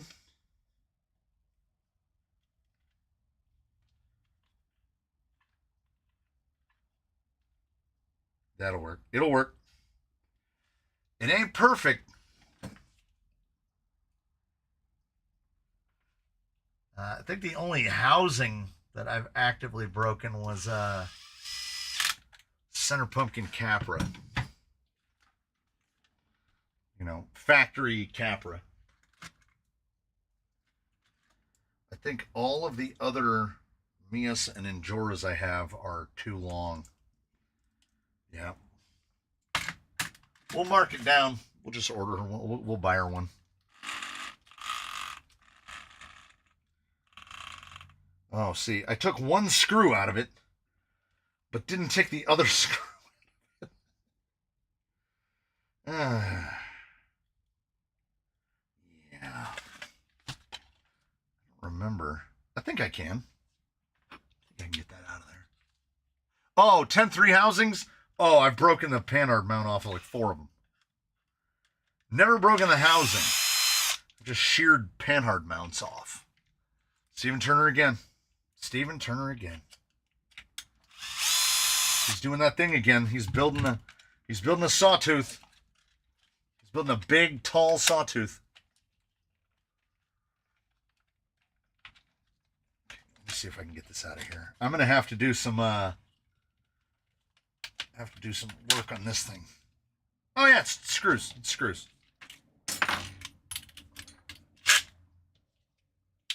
Oh, axle shafts. Had people over here to drive last Saturday, and yeah, this sawtooth is going to be huge. It's going to be shooting up. Had people over here to drive, and I shattered 2 portal gears and 2 the input gears and 1 output gear.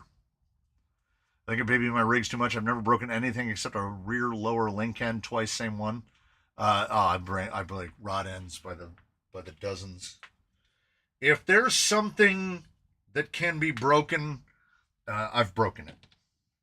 That's the short of the long of it. Because if you get into something long enough, over a long enough time frame, you're gonna break stuff. And it's all invariably it is this.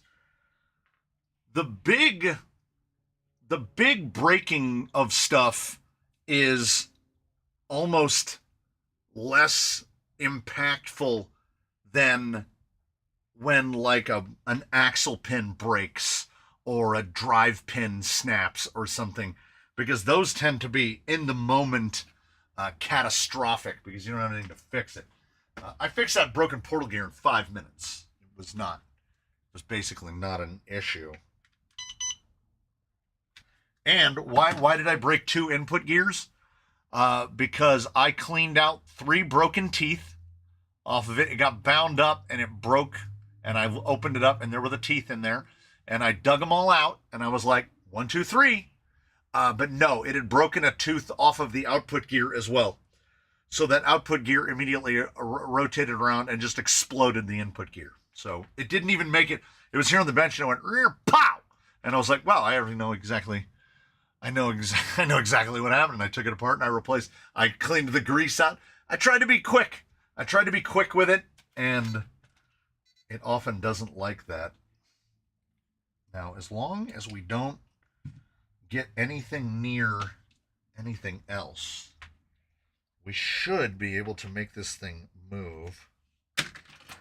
Now, I must remind myself that the Fusion power wire is hanging out of the back like a tail.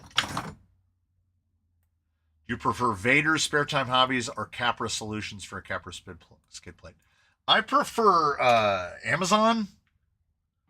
The Amazon no-name 3-gear one. I have one that is a Spare Time Hobbies Capra skid with a Vader 3-gear adapter on it because it predates the availability of cheap Amazon skid plates. Like you get the cheap Amazon Delrin one that has the carbon fiber sides on it, and it doesn't have enough link position, so you end up having to make your own sides for it. I can vouch for the Spare Time Hobbies one. It's still going. That's what's under Jake. My mate crashed his basher into a wall and broke the front axle. Next week, fixed it and drove into my leg. The same axle, but bent the metal pin. My leg is like Shaolin's leg. Looking for suggestions on inserts for 2.2 LP ruptures. Thinking about testing out Exos Pro codes. The results are going to absolutely vary as to level of efficacy of a 3D printed insert. If they correctly match the vehicle, you're going to have a good time. If they don't correctly match the vehicle, you're going to go, oh, these aren't very good at all. You can slap a Crawler Innovations in them. That's what's in these. Nope, these are 3D. I don't know what 3D are in here. They're pretty soft, though. Your results are going to vary with whatever insert you put in there. If you haven't tried running them on the included foams, try running. I would start by running them on the included foams. See how it does. Because basically your best foam is the best option. 3D has a convenience to it in that it doesn't break down like foam does, and it doesn't really care if it's wet outside. But in terms of just pure performance, foam, dual stage foam is very, very difficult to beat. Performance-wise. Amazon is like a cheat code. My Sporty is primarily Amazon stuff. Yeah. Team Revolt is a lot better than Florida Man's inserts. Oh. And if you... I didn't see. My brain isn't geared. If you contact Revolt, they will put you in touch with Matthew. That's his name. He's somewhere in the middle of America. He's the U.S. source for Team Revolt. And Matthew will ask you a series of questions. He will ask you, how much does your rig weigh? The tire, the ends, all of that stuff. And then what he's going to do is, do I have a pair? I think I just mounted them up. You're going to get an inner, and then you're going to get, these are 419s. I mean, these are 475s. But you're going to get a variety of outers. You'll get inners and you'll get a variety of outers. And they'll be tunable. So you'll get a couple different densities for the outers. That way you can tune the front and the rear. And they are definitely priced affordably. And more importantly, I think that a dual stage 3D printed insert is the only way to do it. Because they have to be tunable. The single stage inserts are going to work or not. There's no in between. Whereas with a dual stage 3D printed insert, that is what is in here. There are revolts in here.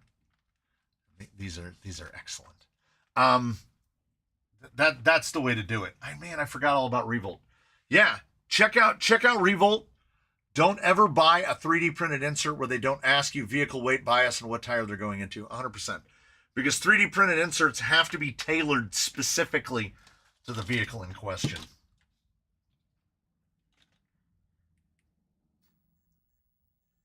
Place your bets. Is she going to go forward or is she going to go backward? Mind you, she didn't have this motor in before. I think she's going to go backwards. I did that thing again. I plugged one into two and two into one. I sure did. I got my colors. I got my colors reversed.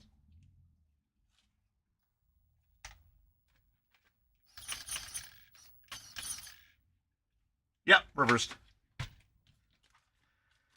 If there's an option for it to be reversed, it will always be reversed. It's always reversed. It might be 50-50,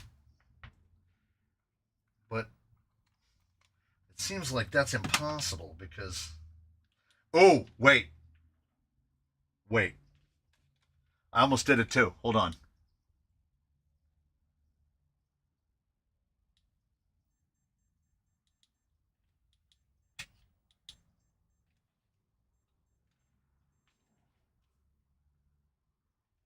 Now, reversed. Half the time I do the calibration and now it's reversed. 50% of the time it is reversed every time. Value. And this 1200 was already, whatever it was in before, it was already reversed. So if it had been fresh out the bag, it would have worked. But it was already reversed. So now we got to do it again. Am I going over? No. Well, sort of. I'm going over a little. And this 1200 is so quiet. Oh, loud now.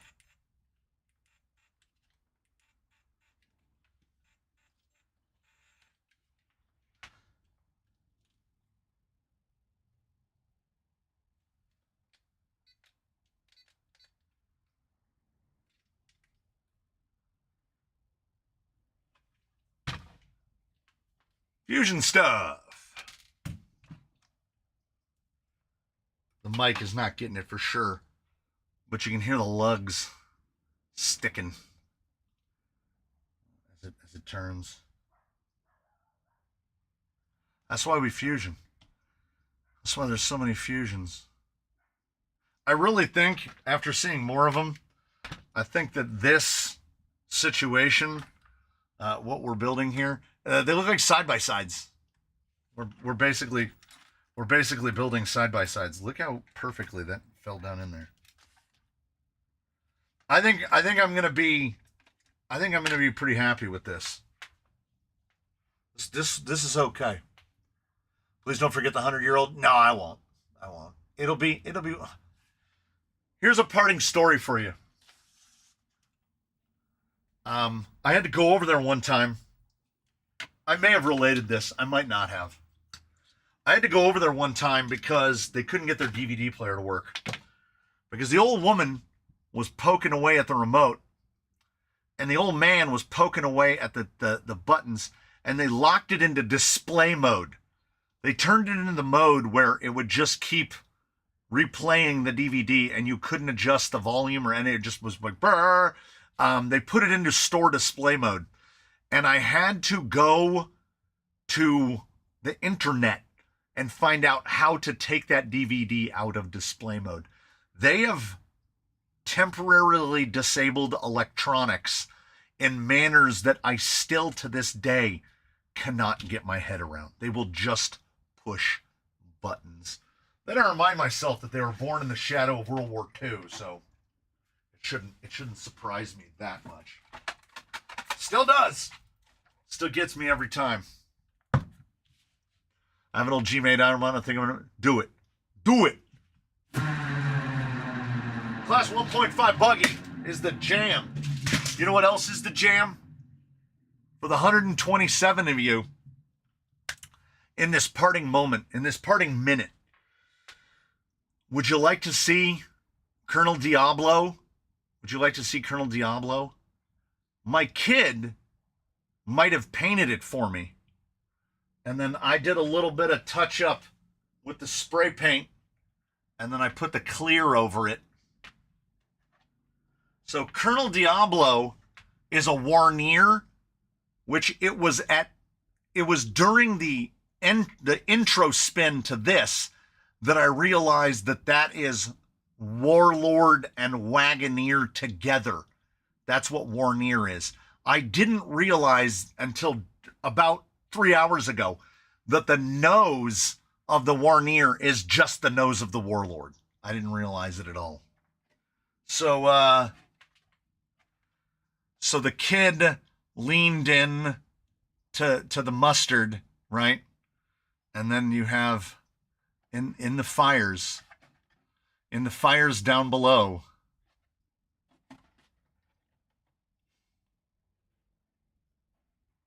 I mean, it's pretty good, right? If you're talking about a one of one, the Mustard Devil and all of the pickles. Yeah, that's just the nose of the Warlord. It genuinely didn't occur to me. And the devil horns on the front windshield. I mean, it's pretty good. Even better than Posca pens. I was completing an Amazon order for the, get your order the next morning. And there was a selection of acrylic pens, a 24-pack of acrylic pens for $5.99. And this was done entirely with those $5.99 pens. And this is Glidden Max Flex White. And then this is Tamiya Translucent Red. I sprayed it from the front.